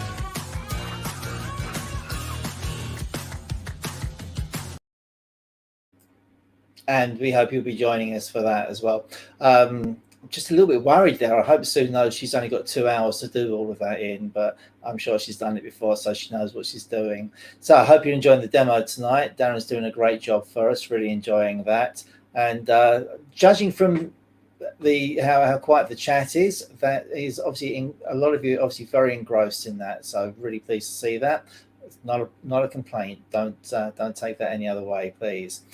So be bringing Darren back on in a couple of minutes. Got a few things to talk to him about. In the meantime, I should have something to say to you. I'm not sure what that's going to be at the moment. I'm making this up as I go. A couple of comments about the camera angles and that. We did try moving some of the cameras in earlier to get just a little bit closer to the action. Unfortunately, they were right in Darren's way, and it just wasn't going to work for us. So we did try, but unfortunately, we didn't get there with that. Yeah, Julian's saying Sue Harker's a brilliant demonstrator. Yes, she is. We're really looking forward to working her on screen. That should be good fun. A few stories there. Frederick saying about the coal jaws coming out with his reverse turning. So yeah, doesn't sound like a lot of fun. But I can see Darren working there. He's just drying off some of that stain, giving himself a bit of a head start. But we'll bring him back on in a minute. There's something particular I want to speak to Darren about. So if he's when he's ready, first give me a thumbs up, and we'll bring him back on, and we'll get going there. Great to see someone clearing the workshop up as they go, though, isn't it? It's that does make a nice change. He can come around and do ours, I think, but I think he could be very popular. So Darren, you ready to come back on? No, he's still puffing away there, I can see. So we'll give him just another couple of minutes to get himself organised, and then we'll bring him back on. Can't see you too clearly there, Darren, so you just have to give me a good wave when you're ready to come back. Oh, there's a wave. Okay, so thank you, Darren. Let's see if I can hit the right button here and bring him back on. Hang on, let's go to that view and bring him on. And there we go, it worked. Just occasionally I get it right, so that's a bonus. Darren, before we go any further, Ziggy Sawdust, which is just a great name. You know, I've said it before, but it is brilliant. And he asks that when you're using your sanding system, the dust is flying upwards. Have you tried the Padovac that has the extraction connected to it? It apparently is featured in the Wood Turning magazine. No. No, there we go. So that kills that question dead straight away. No, it probably could have done with being a bit higher up. That's all. My extractor I should have lifted it up, but it was where it was. Yeah, quite often I'll normally sand up on the we go on the close-up cam. Normally I'll be standing over here, but obviously you can't see what I'm doing over there, and that'll go straight down the extractor. But so you could see it, I was standing over here, so you could see what was happening. So the dust was going up in the air. So yeah, well spotted, Ziggy Sawdust. But yeah, normally if I'm doing it, I'll stand here, but you just end up seeing my elbows. And a couple of people have admired your T-shirts actually, which I kind of missed, to be honest. So let's have a quick flash of the T-shirt. There we go. The name of the shop. Yeah. Do you sell them? I'm being asked. Even on the back. Yeah. No, I've just gotten some more. I was hoping this is one of the older ones. Thankfully, the camera only goes up to that high, because below there, I've got a COVID belly, and these are getting a bit tight, and they're showing up every ripple. It's not a pretty sight. So I'm just in the process. They should have been ready last week, but they sent some over, and they were basically skinny fit. So where I'm trying to hide my COVID belly, they were showing absolutely everything. And they come down past my crotch. They were huge, really long, but really sort of figure hugging. And I thought, no, these are no good. So they went back. So, a set of dresses instead. But if anyone does want a T-shirt, I can't see it. Our Wood Turning Weekender T-shirts are still available. Check out the woodturningweekender.co.uk website. £10 delivered anywhere in the UK. That can't be bad, can it? So. Sorry, it was too good an opportunity to miss to give that a plug. Say again? I say, if anybody is interested, I've never actually had anybody ask me if I sell them, but yes, I could get them made. If anybody's interested, I could get a few made. Obviously, a good bit of advertising for me. There you go. So we'll let us know, and we'll do that. We'll get that out for you. Colin Ball's asking how long does the spirit stain take to dry? It's usually touch drying a couple of minutes. It depends how much you're putting on of it, but you can certainly work with it after about 5 or 10 minutes, unless you've really put a lot on. Someone's asking, you're using your negative rake scraper. Was the handle held in a downward angle? No, that's what I did say, that you basically have the tool dead horizontal. Because you've got the bevel on the top and the bevel underneath, where normally you'd have the cutting on center line, handle high, and cutting on the center line. You don't need to do that with a negative rake. You can literally have the tool horizontal, cutting on the center line, and they're a godsend. When you actually get to use one and you see the comparison between them, I've still got some of my scrapers are standard, but probably out of the 10 or 12 scrapers I've got, probably 10 of them are negative rake. Even the inside box scrapers are all now negative rake. They just don't seem to snatch and grab. So a bit of a revelation when I came across them. Oh, hang on. Sorry. Hang on. Ah, right, there we go. Unmuted again. I couldn't click the right button, and that it's all gone horribly wrong. I'm not too busy laughing at Colin Ball's comment. It says he has a belly, and it's not a special COVID one. But so what I did want to quickly speak to you about, Darren, before we get into the second half, though, is Wizardry in Wood, which is something we're supporting this year. We've put up a couple of prizes for it, and I know that's taking place in October. But you've got a particular interest and a particular history with it. So perhaps I'll put you back full screen. Perhaps you'd like to tell us something about that. Yeah, obviously you can see with the two emblems, I am a registered professional turner, which is supported by the Worshipful Company of Turners. I went for the first time, I think it was in probably 2008. I went with some of the guys from the Norwich Club. Absolutely blew me away, and I thought maybe one day I'll have a piece in here. The following year, I think it was, I might be in the second time after, I think. I did enter a couple of pieces into the sort of competitions. Wasn't really expecting to get anywhere, but I entered one in the Felix Levy Trophy, plain turning, and something else. And I got a first place for my plain turning, a Burr Oak bowl, about 18-inch diameter, which blew me away. I got a little gold medal and things, a little gold emblem thing. I think it's something like £500 prize money, and the piece sold at the show. So one bowl, and basically I got about 800 quid for it in the end with the prize money and stuff. So that was a good day's work. Doesn't often happen like that. Shortly afterwards, some of the other guys that were there said about joining the RPT. So I agreed to apply. A couple of people said it's not worthwhile, but I found it very rewarding. I enjoyed being a member. And then they said about the bursaries, and I thought, well, I wasn't here at that time. I was still in my rented accommodation, and there's a few things I really desperately needed. Some was some spindle turning tuition, because I hardly ever do any spindle turning. So I applied for that, and some advertising stuff, money for that, to get a new website up and running. I thought, well, I'm not going to get it because I'm a nobody, little country bumpkin boy over in Suffolk.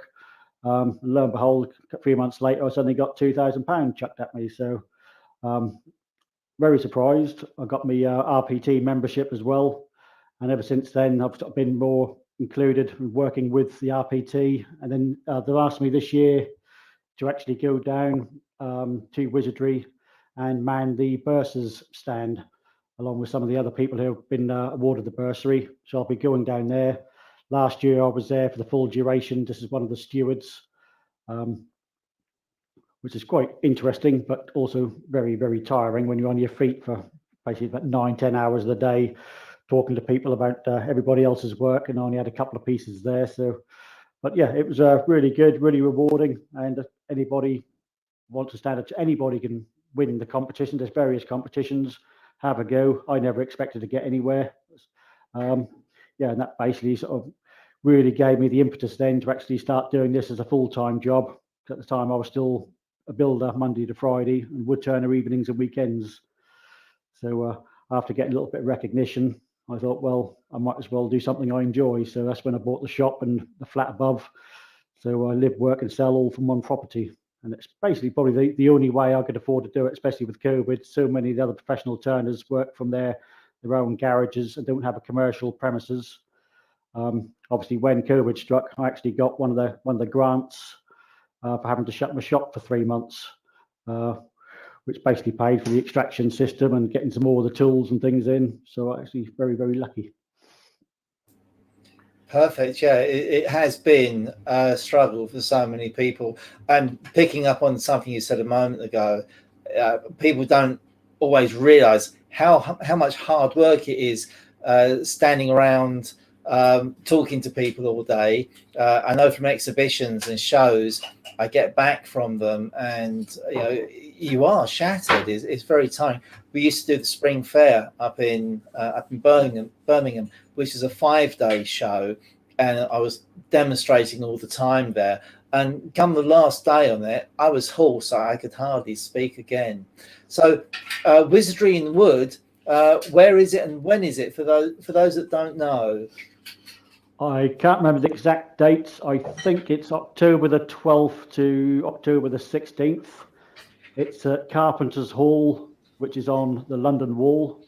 The road is called the London Wall. So at Carpenter's Hall, it's literally about a quarter, maybe half a mile from Liverpool Street Station. The first time I went and took work in there, I actually took it on the train. I had, I think it was two wall hangings plus this the bowl that sold on a little pallet truck on the train. And literally got off the train at Liverpool Street Station, came out one of the exits and thought, where the hell have I got to go? Looked up the road and I could see the building. So it was like, oh, ideal. So It's really easy to get to, catch a train from wherever you are, get to Liverpool Street Station, come out of one of the entrances there and you'll see it basically down the end of the road about 100 yards, or I'd say a couple 100 yards. If you've never been, I do highly recommend it. There's probably the best turners in the world normally exhibiting there. Some of the work is simply phenomenal. It's work that I couldn't make because it's not commercially viable for me to make some of the things that are made there. Some people spend all year making a piece for the competitions. Now I'm doing this to live and I have to make things that I can sell quite quickly and to a quite tight budget because Lowestoft's quite a poor town. So my work tends to be a bit undervalued compared to somebody in Surrey or Cambridge or someone like that, possibly. But it's all about that exposure, I think. And Gary Lowe just saying a brilliant weekend there. Julian Cleek, there's a new category this year for the certificate in wood turning holders. Right, Paul Howard, Wizardry in Wood is the 13th to the 16th of October, and Helen Bailey as well. Stan Moody, hi. So brilliant. Well, congratulations on your win, especially unexpected as it was. That's fantastic. And enjoy your time there this year. Comfortable shoes, always the answer. That's my best advice for anyone doing anything along those lines. And if you're ready to roll, we've had a long chat there, so where does the time go? What is it? Wow. Yeah, we better get you back on, otherwise we're going to run out of time. Yep. So if you're ready to roll, Darren, take it away. Okay, right. We'll go over to the close-up cam. So I'll put some red stain down the bottom here, which is obviously going to be my sun. The piece that I cut out of it earlier, I'm now going to peel off and put that back where it came from, and then peel the other piece off.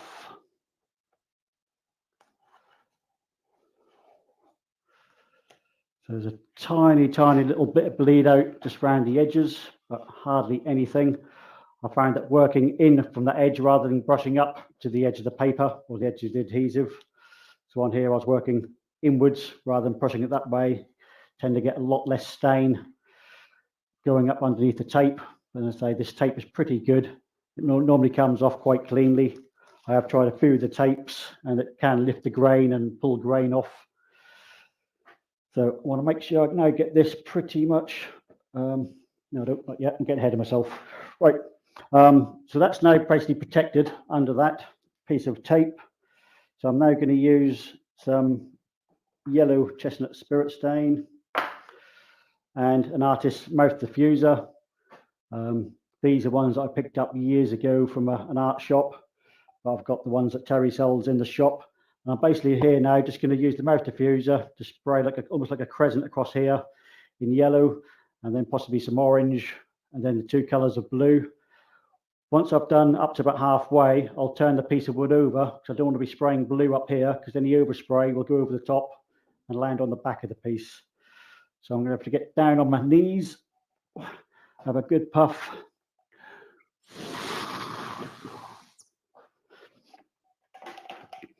And while that one is drying, I'll get the dark blue,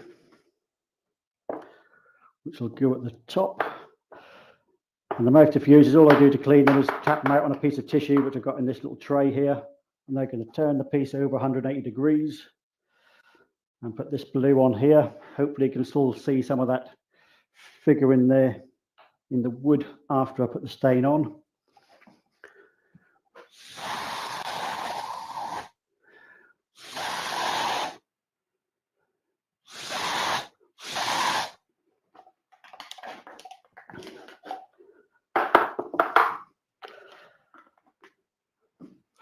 Then rotate it another 180. I'll go over to the orange now. I'm going to use the same one I used for the yellow. Just make sure I've got the orange and not the red. I use these so often, there's so many runs and dribbles down the bottles, it's quite hard to determine which one's which.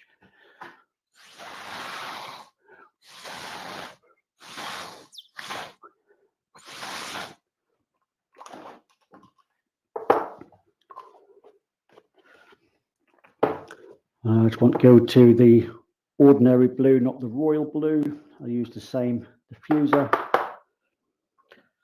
Turn the piece of work.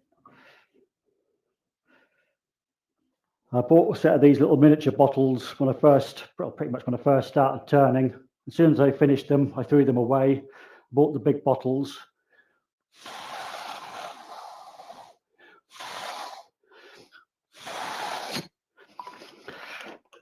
And then I had to go and buy another set of these bottles after I knocked a 250ml bottle of red stain all over the garage of my rented accommodation.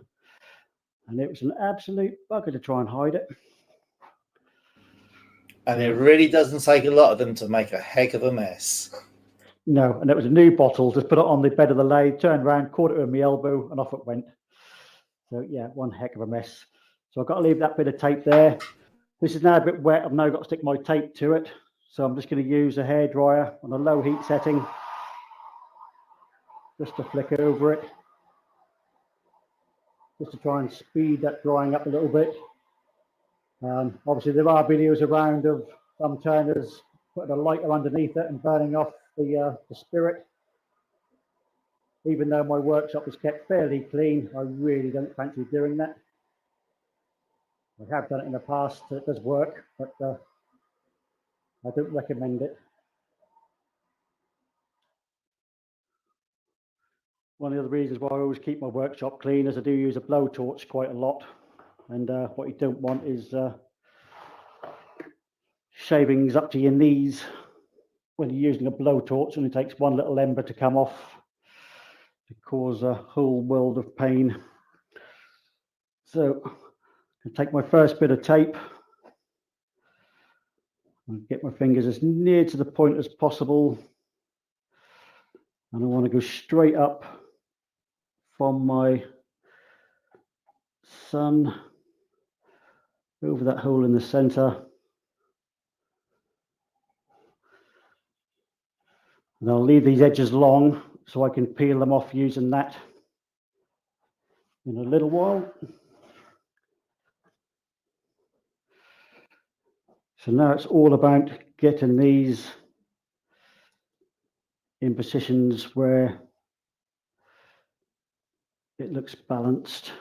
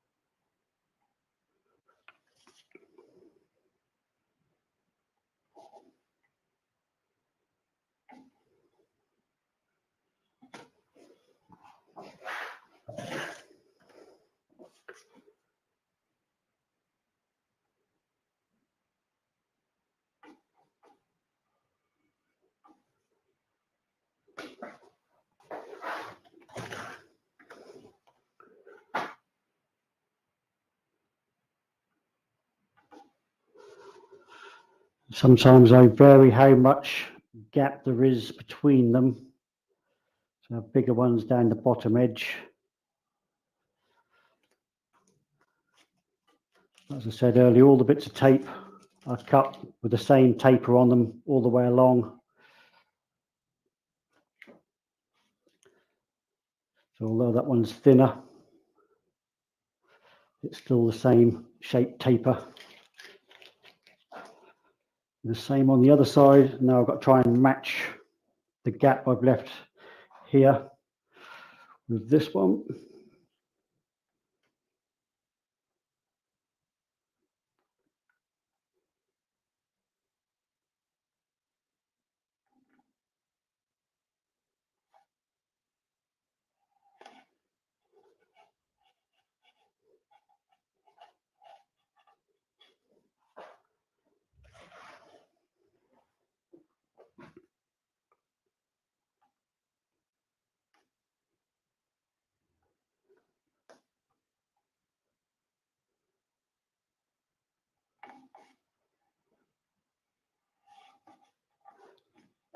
If anybody's out in Suffolk and wants to come over and come and see the shop and see the stuff I make, I'm nearly always open Wednesdays through to Saturdays from about 10:30 till around 5. I do live upstairs as well, so and I'm nearly always around. So if you couldn't make it on them times, you can always give me a call. Numbers on my website and stuff, so you can have a look on there. You get in touch. I'm also on Facebook, etc. So you can see me on there. If I'm not going to be around somewhere for some reason, going to a show or something, I normally put it on Facebook.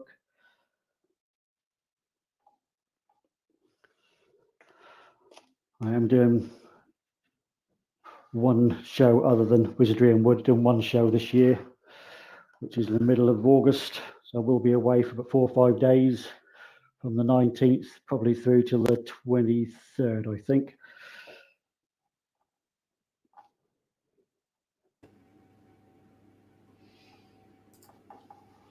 And at a convenient moment, Darren, could you show us the spray diffusers again, please? People are asking about. Frederick's asking about.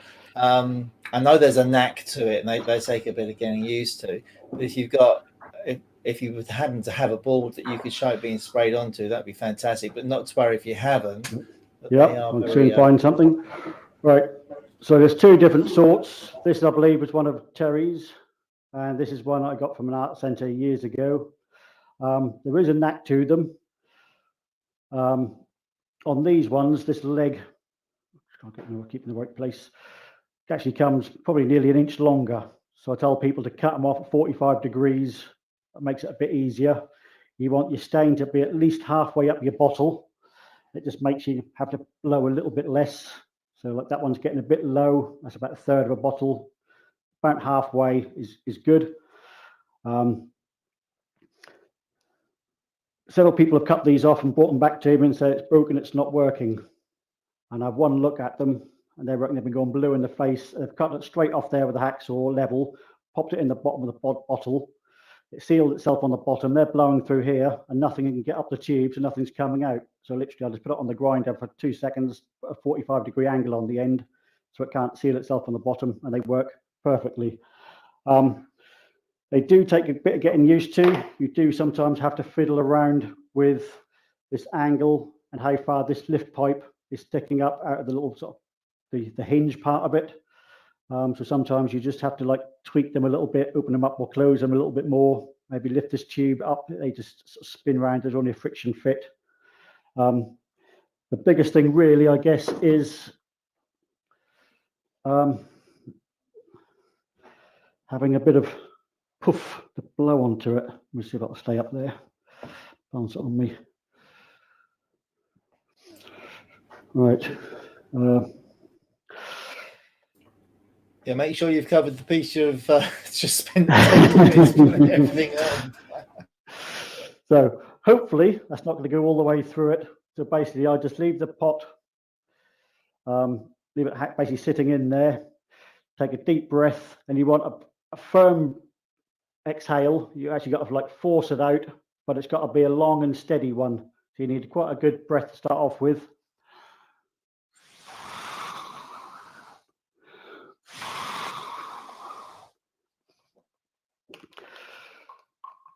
I find it very easy because I've used it so often, but some people just say they just can't get on with them. It takes a bit of practice. Don't try and just go because it doesn't really work. It's got to be a long, slow breath as you're blowing through to give the liquid time to rise up that lift pipe, then get caught in the airstream that you're blowing through, basically working on the Venturi effect. As you blow it, it creates a negative pressure in the lift tube, which will then make the liquid rise up the tube. It then gets caught into the airstream that you're blowing horizontally. It takes the stain with it onto your workpiece. It's not as accurate as an airbrush. I do use airbrushes, so I've got compressors in the workshop. But I actually quite like the mottled effect that you can get on. You don't have to, sometimes with an airbrush, you can get too exact a line. So here I've got bits of blue down here. I've got orange going into the yellow, the dark blue splattered over the lighter blue. And I actually quite like that. It looks more authentic rather than someone's paid too much time and effort trying to get it absolutely 100%. Someone said before, a demo, make sure you don't breathe in, otherwise you'll end up with a bright red mouth. I can't inhale hard enough to suck it in, but you can obviously get the fumes, so you don't really want them fumes in your lungs. So let's make sure these tapes are all down, and I'm going to give it. That's brilliant, Darren. Thank you very much. That was a great demo of how to use them. So that's great. Clive Tanner is asking, are the spirit stains thinned down? No, they will be ready for use, Clive. You can thin them if you want to change the colour, but they are ready for use. They will spray through the diffusers on their brush straight from the bottle. Darren, I'm going to put you back on full screen. Yep. Yeah, I've never had to thin any of Terry's stains down. They always work really well. So straight out of the bottle, airbrush or mouse diffuser. So I'm just giving the can a good bit of a shake up. I can still got a slight discrepancy there and there, but it's too late now. So I'm going to give it a couple of really light mist coats. Do the top half or the bottom half first, spin it around 180 degrees, put the next bit on, spin it back. So I basically end up with a, hopefully, one decent coat. 2 passes.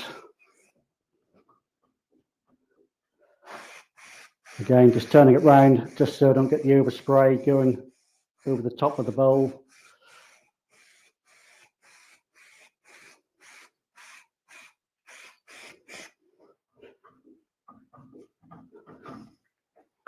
It's pretty much covered in one. There's a couple of little thin places.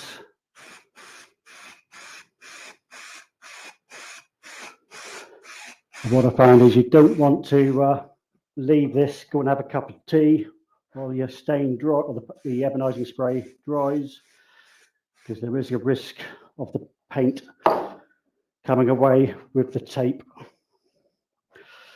So now while it's still wet, you take them off.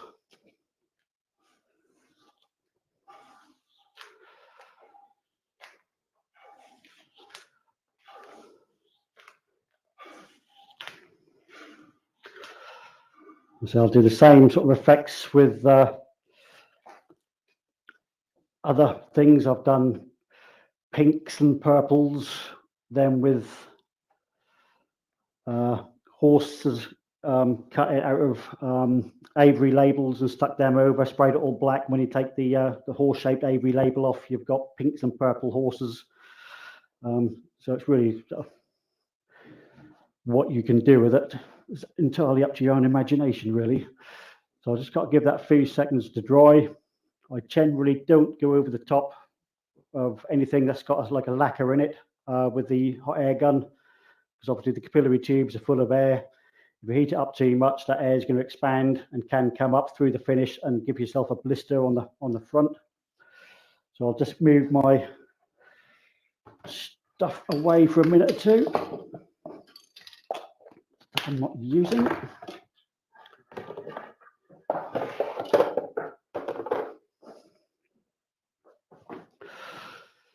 I will just give this a little blast from the far with the hairdryer. I said I'd force that to dry a little bit.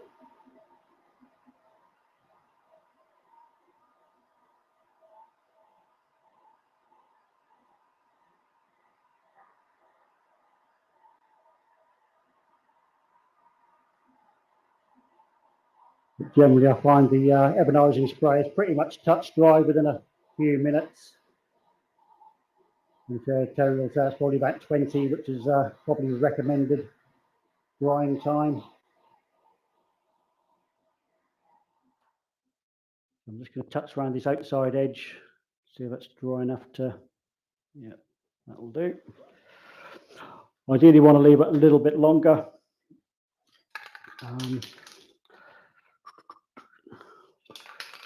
Right, I was then going to put some lacquer on, because normally what I do with these is put a gloss lacquer finish over the sunrise before I then take the bowl out and then oil that.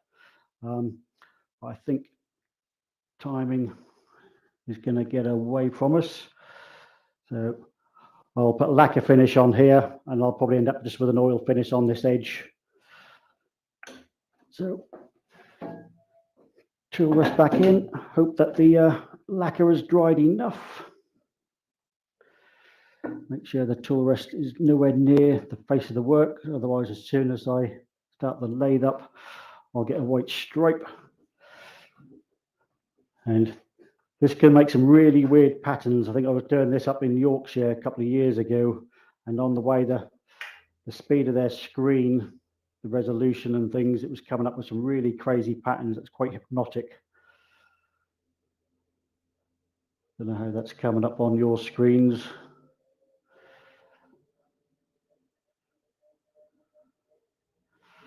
But I quite like playing with the speed. It's very psychedelic there, Darren. I'm yeah, almost hypnotized there. John Smith's asking, what sort of tape do you use there?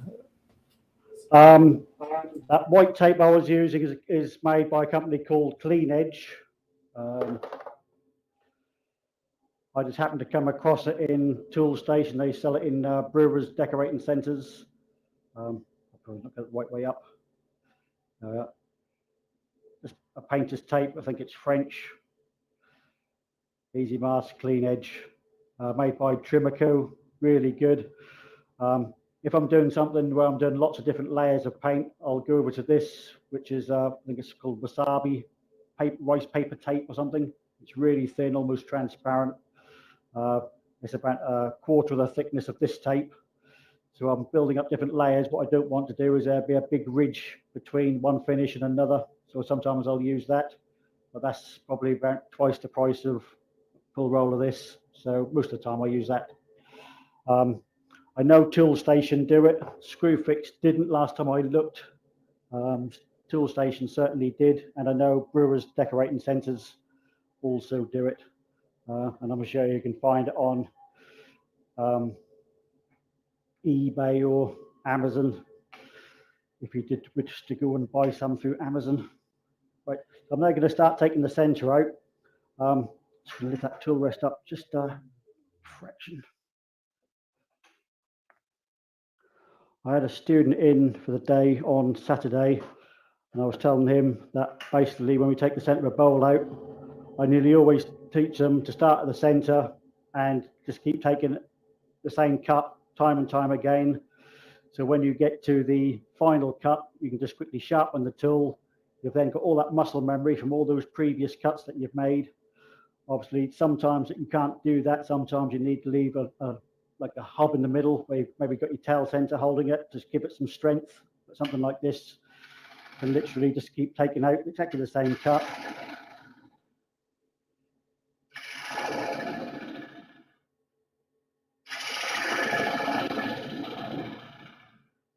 And hopefully by the time I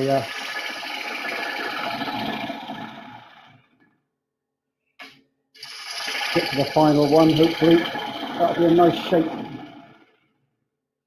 Something I've neglected to do, which I just realized, is normally I will actually look for a mark somewhere near where my bowl is going to be and try and make sure that one of these black lines is going to be exactly the same distance away from like a pencil mark that I might put into to mark where the bead's going to be.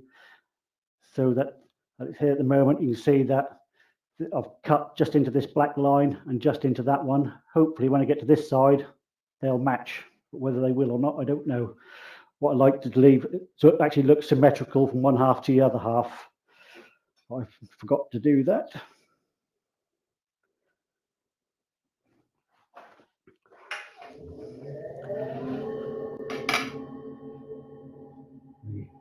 The tail tends to just get in my way a little bit. I'll keep going.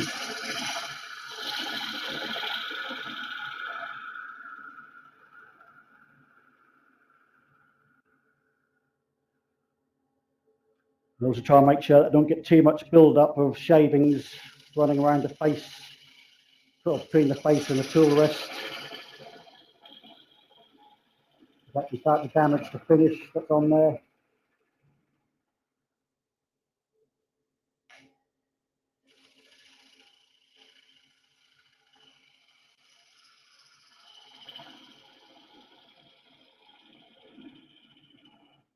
As I'm presenting the tool actually onto the face of the work, I'll pretty much have the flute completely closed. So the flute will actually be pointing at like 3 o'clock. If this is the clock face, that'd be 3, 12, 9. As I start off the cut, the flute will be closed, so it's pointing at 3 o'clock.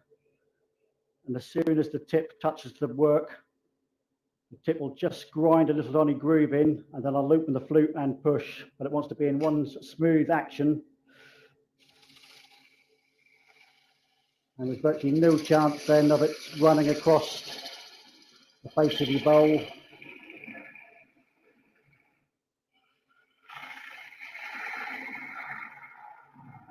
The reason we generally get that bit where the bowl gouge suddenly scoots across is because the tip of the tool right at the bottom of that flute is at a slight angle. We're putting it on a revolving face, so we've got sharp edge, which basically just draws itself along. And hesitation is also one of the problems. As soon as the tool touches, you want to be cutting. Exactly the same with a skew. Now I deliberately have this little pip in here. So again, I'll do exactly the same thing. I'll use this wing of the tool, like the middle third up that wing, come round, and hopefully, if I missed it, it popped off. Hopefully that would leave no tear out or anything.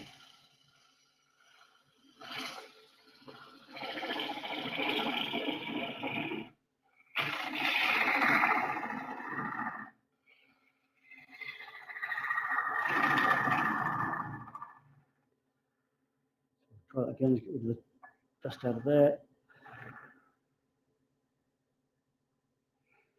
Again, basically slices off the whole pip in one go. It's actually using the edge of the gouge almost like a skew chisel to slice that pip off. Right, I've got to go a bit bigger.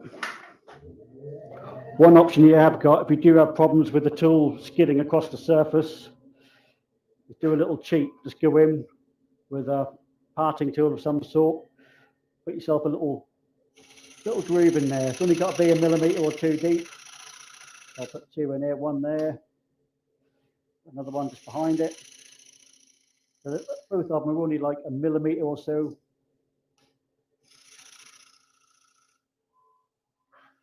That just means now when I pick my tool up, I can get in there, get the bevel rubbing on that little shoulder to start off with.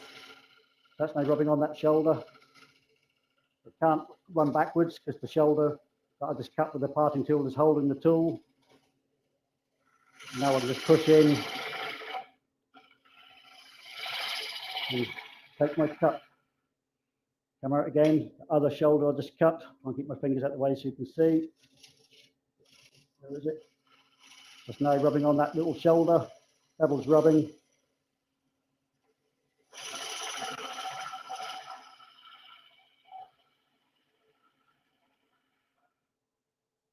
Turn the speed up.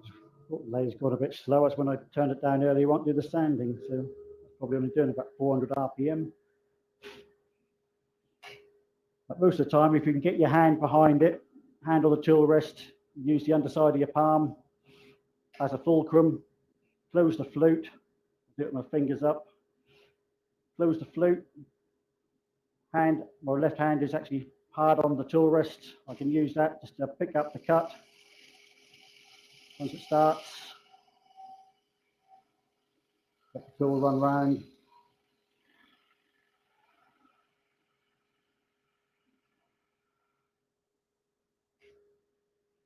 Takes a little bit of practice, but you soon get it, and once you start doing it, it works really well. Using the parking tool obviously is a little bit of a cheat, but if it achieves the end goal, what you want it to do, then there's no harm in it at all, I don't think.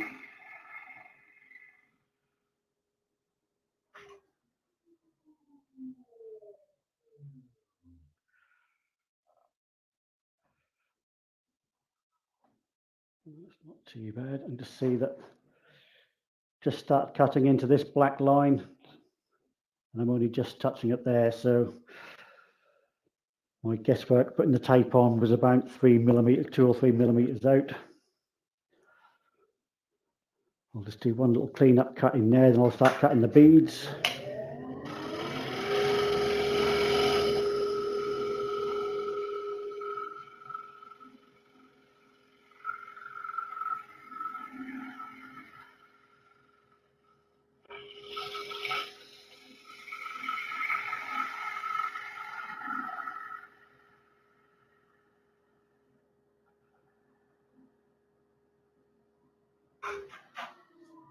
Just have a quick look to see what the finish is like. If need be, I'll just quickly hone this up on the grinding wheel, but that actually doesn't feel too bad. So I'm just going to run around there now with one of my negative rate scrapers. Just give that a quick clean up. Then I'll cut the beads, which will be framing it. Can't quite see where my center point is, but it'll be near enough. So just pick it up in the bottom.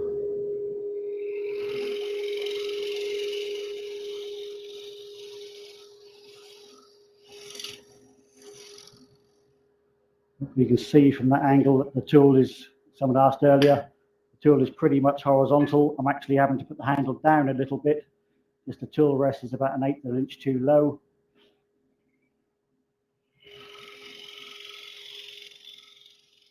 As I come around here, I can actually put the tool horizontal.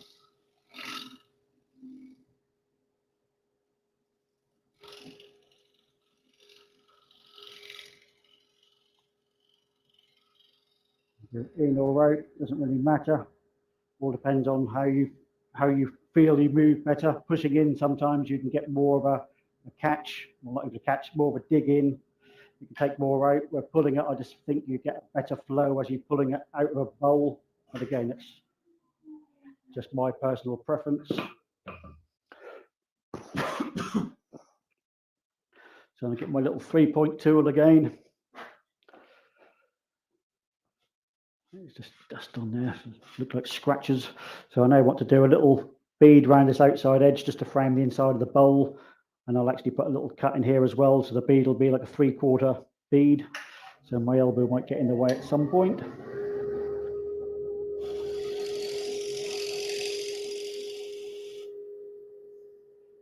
Come around here, try and keep the elbow down.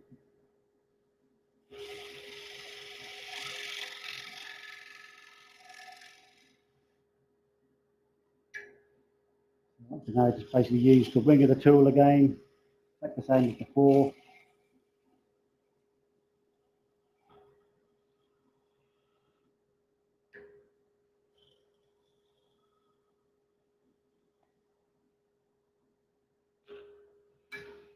That's going to seem very strange when we start doing in-person demos again. I spent the last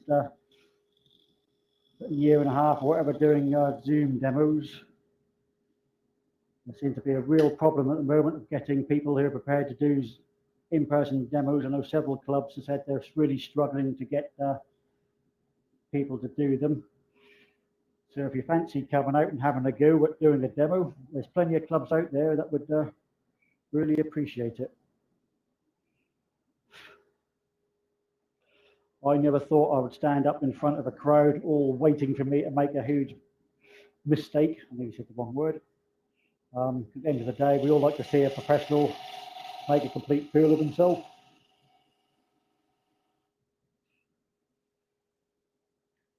But I'm actually a really sort of quiet, sort of shy person. And my parents are going to come to one of my demos fairly soon at the Norwich Club, so they don't live too far away. My parents still don't believe I actually do demos in front of people, because they said it seems so far out of my comfort zone, they can't actually believe I actually do it. Lesson. I must say, the first one's at the Norwich Club. I do apologise to the members of the Norwich Club for my first few demos I've done for them. I'm pretty sure they were horrific. And I think now they're only slightly less horrific.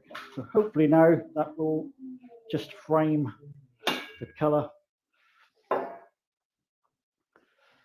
fairly nicely. So now it's all left to do. A tiny bit of tear right there. Let's get back on the braiding. How are we doing for time? Not too bad. Right. I'll put the lathe in reverse again, turn the speed down. Get the extraction going.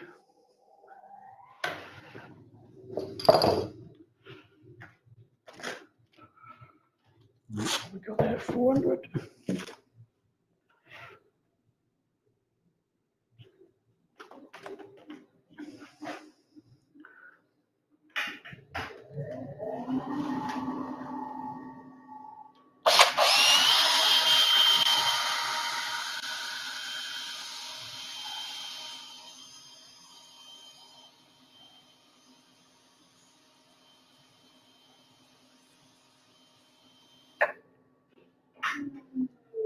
I just had a little tiny bit of tear out in here somewhere. Just try to see where it was. Hopefully I've got rid of that now.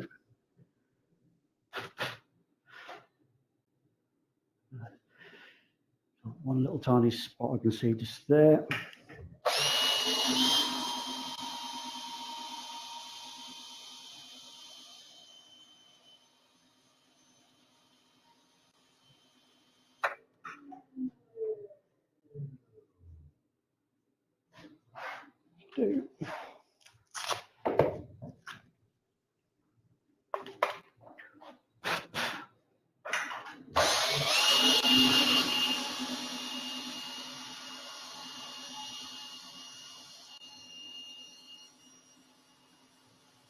It did start off on the inside of the bowl there, a bit of 120, just purely because there's that one little patch of tear out that I hadn't noticed. I'm now just on the 180. Well, you're right. I wasn't quite quick enough there. Someone's asked, can you show the point of the tool you use to make the bead with? I think it's Keith says a 3-point tool. Thank you. Yeah, I think they call it a 3-point tool or a point tool now, because there is only actually 1 point to it. This is an Ashley Isles one. Let's try and get it somewhere where we can actually see it a bit better. So basically, there's 3 facets. It's almost like a diamond on the end. I grind mine how I like it. So I have one face that I always use, which is the bigger face. And then I just grind them 2 just to raise a little burr up on this edge, so I can use either of these 2 edges as a scraper, and obviously the point cuts as well. This is an Ashley Isles one. I've got them in the shop. Hamlet do them. I think all the main companies do them now. Or you can just get yourself a bit of tool steel and make your own. This is another version of it. That's much finer, much sharper point one. Just if I'm doing like really delicate work on a finial or something, I might get in there just to clean up right at the bottom of a bit of detailing. Obviously the point on there is much finer. But I use this one on so much work. I even use it on my wall hangings. So imagine something, I know, a 6-foot by 18-inch oak plank spinning around at a rate of knots, and I'm just cleaning up a little detail with that little tool. It's one of them tools that seems to get in little places just to crisp things up. You can't really do too much with it, but it will do a nice little bead. A little bit of practice. That's good. I was sanding it then without any abrasive on the end.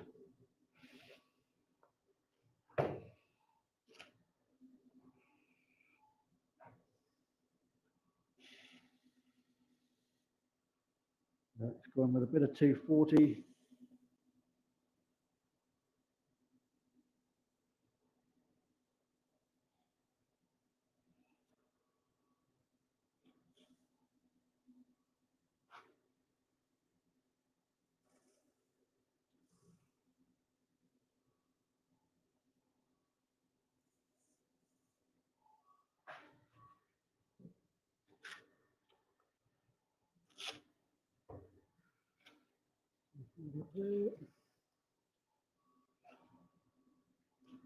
What stage, what grit I got to on the inside here, so I'm just going to go back to 240 just to make sure I actually did do the 240.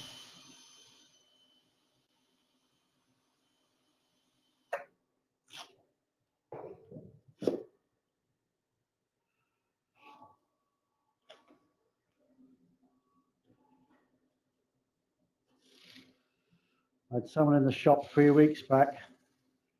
He eventually came back. I've been telling him ever since I've been selling tools and timber and stuff that one day he was actually going to buy something. Initially, he came in and wanted to ask me if I had any timber that I didn't want. He doesn't normally pay for wood. So I did tell him that I did have some available. And I showed him a bag of shavings and a pot of glue. So he buy the glue. There's some assembly required though. And he gave me a dirty look. And he came in the other day and he was talking about abrasives. I sell this Rhino grip and I make up my own little packs of 7 different grades. And he's one of these ones that says, oh, I don't bother with all that. I said, I just, I use a bit of Ornate 120 from a 180 grit. And then I might have some 240 and I'll use a Ornate bit of 240 as my 320. And that'll have to do. I'm thinking, well, if you're going to go all this effort to actually buy decent tools and everything else, do the same with your abrasive. It doesn't matter what abrasive you actually do use in the end, whether it's stuff that Cherry sells or I sell or anything else. It's still one of your finishing products, so it shouldn't really be skipped on.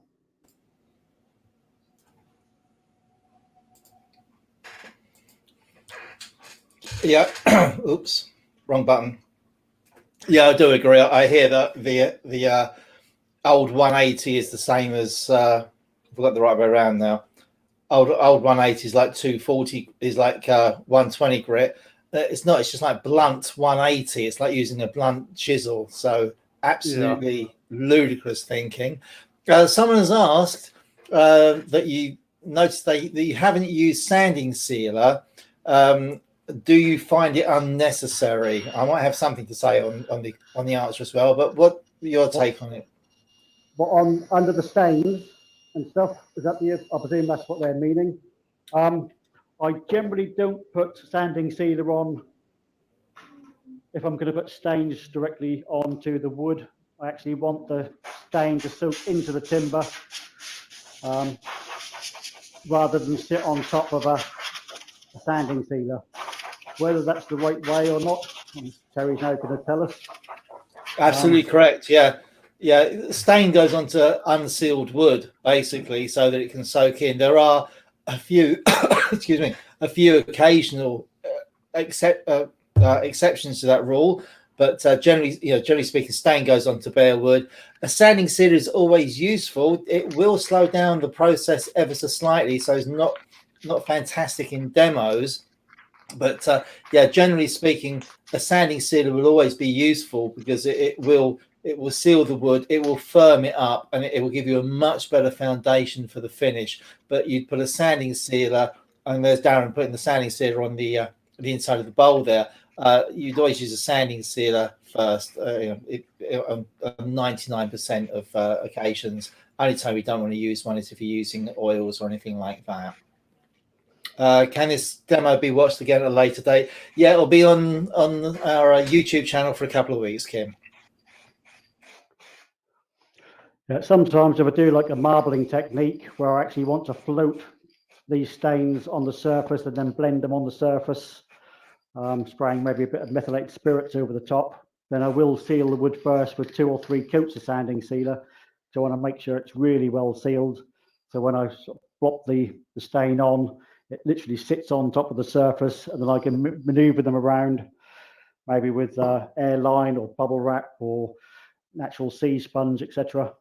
So that's just had 1 coat sanding sealer on it. I say, ordinarily, I normally do this with an oil finish because I like the contrast between a high gloss decorated part and a sort of more matte satin finish inside of the bowl. So I'm just going to leave that for a minute or two to dry. And I'll get my gloss coat ready to go. And don't need to shake the gloss up. I always do shake the sanding sealer because I think there is grain in there. What grain? Granules. There's something in there, isn't there, Terry? Do shake up sanding sealer, don't we? Oh yeah, you should always shake an aerosol anyway to make sure it's Ziggy, go away. Don't ask questions like that. Yeah, you should always shake an aerosol anyway to make sure the contents are mixed properly, make sure the propellant's activated and acting and doing what it's supposed to do. Yeah, the gloss lacquer, there's no actual solids in there that need to be mixed in, but shake it anyway. A gentle shake is, doesn't need too much. But the sanding sealer, yeah, there are solids in there that need to be broken up and mixed and what's the word I'm looking for? Put back into the mix. So yeah, always do that, definitely. Right. Really good. So I'm just going to try and just dry this really quickly and gently just so I can get the gloss on there.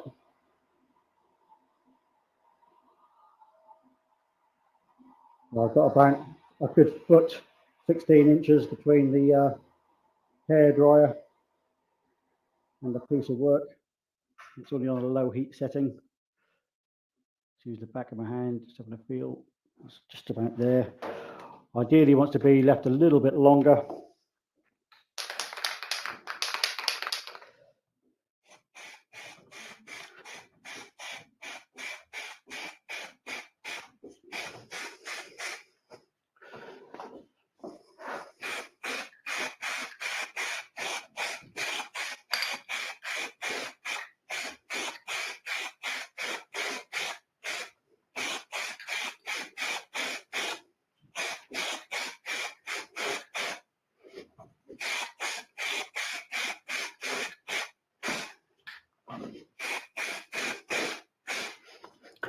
And ideally, I want to give this 2 or 3 coats once this one has gone off, but pretty much we're there for that one. Put on the end cam, see if we can see any better on there. Basically, what I call my lowest off sunrise bowl or first light bowl, because we get the sunrise first, so we get the first light of the day. And I make quite a few of these, and I've got one hanging in the shop, which is 5 foot by 4 foot diameter with the same thing on it, which I turned at a festival a couple of years ago. Yeah, one of my first light bowls. Any questions?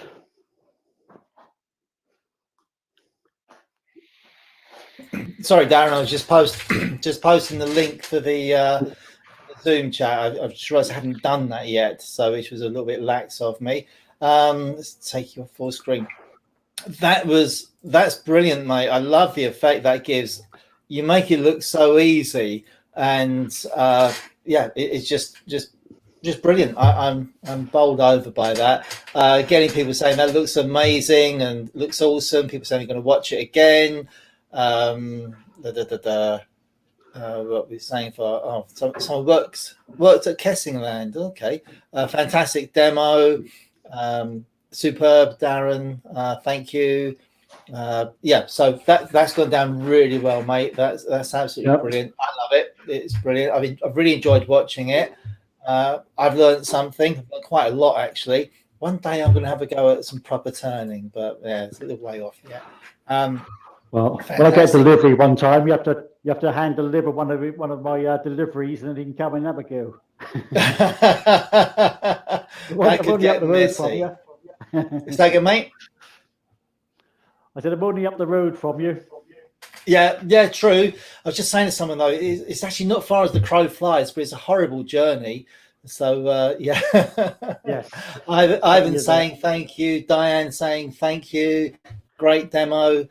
Great demo from Andy. Gary Lowe saying great job, Daz. Always a pleasure. Keith Lanchester, fantastic demo. Yeah, it's just been brilliant, mate. And obviously, you've done a great job of explaining everything, because very, very few questions coming in. Yeah, but some people saying they're going to have a go at that, trying that out, which is brilliant, because that's what it's all about, really. It's about inspiring people to have a go at doing something different. And obviously, someone's already mentioned that when things are slightly more back to normal, and we're getting there already at the moment, you do sort of tuition, and I don't know, is it you 1-to-1 or on the tuition? How do you do that? Yeah, generally I just do 1-to-1. That's basically all my insurance covers. I've got 3 lathes in the workshop. Obviously the BB I'm working on. If they're like beginners, I tend to start them off. I've got a little Magma FU 175, like similar to what the Axminster one is now. They've got one similar, all variable speed, and they've got the big Wadkin.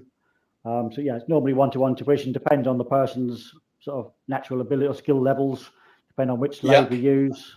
I do have a guy who normally comes, who hasn't been the last 2 years. I normally got a guy who comes over from Canada every year to have a go at turning big stuff, but he's now making quite a name for himself in Canada, turning sort of big planks like I do. So yeah, basically what anybody wants to have a go at. The reason is that basically I chose this, it's actually incredibly simple to do, but quite effective. A little bit of masking tape. Most of the colours, most people have got your colours in their cupboards. Most people can find a decent bit of. At least they should have. If they haven't, go and get it. Yeah, and you sell them. What can you say? I sell it as well. Yeah. Yeah. Robin's asking how many coats of lacquer you'd normally put on. Probably only 2 or 3. Perfect answer. Good. Yeah, we wouldn't recommend more than 3 coats of lacquer. It's not going to do a great deal more after that, unless you're really sanding back savagely between the coats. But yeah, 3 coats, which is perfect, and that'll do the job. So yeah. This one now, what I'll do is I'll take it off, take it into the back workshop, and I'd actually spray it on the flat, so the finish will actually lay on the flat rather than vertically. Where if you do overspray it, you got less chance of runs if it's laying flat than you have on when it's standing up like this. Definitely. All right, brilliant. A couple more comments. Some saying I can't get over how quiet your workshop is. Great demo. Thank you, Darren. Thanks, Darren, and me. Thank you, Darren. Yeah, so you definitely won some fans there, I think, tonight, Darren, if not before. So yeah. Yeah, well, thank everybody for your kind comments. It's really appreciated. It's always quite daunting. Let's say I've never done a demo on this StreamYard system, so I'm always used to being able to see people and seeing what their reactions are. This is almost, my dog is sitting the other side of my glass wall in my workshop here, and he's sort of sitting there in his bed, staring at me, and I feel like I'm doing a demo just to him. Well, no, you've had a couple of hundred people watching for most of the duration of it, so that's gone down really well, and I'm sure people will be catching up on this after the event. People are able to get out and about a lot more now, so that doesn't, we've noticed that the numbers have dropped slightly, but we've also noticed that a lot of people catch up with the demo after the event. So that's brilliant. So Darren, if you want to put yourself back on your face cam for a minute. Yep. There we go. Brilliant. There you are. So thank you very much. Let's share screens. There we are. Hang on. Click that. Right. Thank you very much. That's been really brilliant. Are you going to come over onto Zoom with us for sort of half an hour-ish? Yeah, can do. Yeah. Yep. Yeah. All right. You've got the link. Yeah. I don't know where would the link be. Where have you put the link? The link's in the. If you can see the chat, the link is pinned to the top in the chat. I can't see. Where's my keyboard? If not, give me a minute. Give me a minute or two, and I'll email it across to you again. Yeah. Make sure that you have it. Yeah. No. Yes. No. In comments, No, okay. I can see comments. Lots of comments. Yeah. Yep. Right at the top of the page, you should be able to see something linked from me. but I'm having to use a Windows computer, and all my other computers. No, I can't see it. No. All right. Okay. Give me a couple of minutes, and I'll get it over to you. Yep. And it's. And my computer's going on a real. Oh, that's why I'm. Yeah, my computer's doing so much with all the different things going on at the moment that it's struggling to keep up with it. So I just pressed the wrong button on there. So give me a minute or two, Darren. I'll get that over to you. And pick it over on email if you can. Yeah. Pick it over on email and go from there. Then, yep. Yeah. I'm just working on that at the moment, or trying to, and doesn't want to do that. No, there we are. All right, give me a minute. I'll get it on to you. So we'll come see you over on Zoom in a minute. And, I've just lost the window now. Where are you? There you are. Got so many windows open. So Darren, thanks again, mate. Really enjoyed that. That really has gone down well. Everyone's really, really enjoyed it. So I will come and see you at some point, because it's ridiculous. As you say, you're not that far away. I know I've seen you at a couple of club meetings and that, but should pop up and see you. And I come and admire your outside work as well. So you've been having a new roof, I think. So we'll come and check that out. Yes. So Darren, I'll say goodbye for now. Give me a couple of minutes. I'll get that link over to you. And thanks again. See you soon. Yeah. Thank you, Terry. Thank you, everybody. Much appreciated. Cheers, mate. Take care. Bye-bye. Bye. Bye. So there you go, Darren Breeze. Fantastic demo. Really enjoyed that, and I hope you have as well. I know you have. I've seen all the comments. So if you're going to cross over onto Zoom, we'll see you over there. And if not, we'll see you next time. End of August for Sue Harker. So come and join us for that. And if you haven't as yet checked out the Wood Turning Weekender website, go over there and do that, please. And more emails coming out soon, coming out this week. With ticket invites. So hope you're coming on. Hope you're going to come along to that for us, and we'll see you then. All right, you take care, everyone. See you soon. See you. Later this month. Cheers for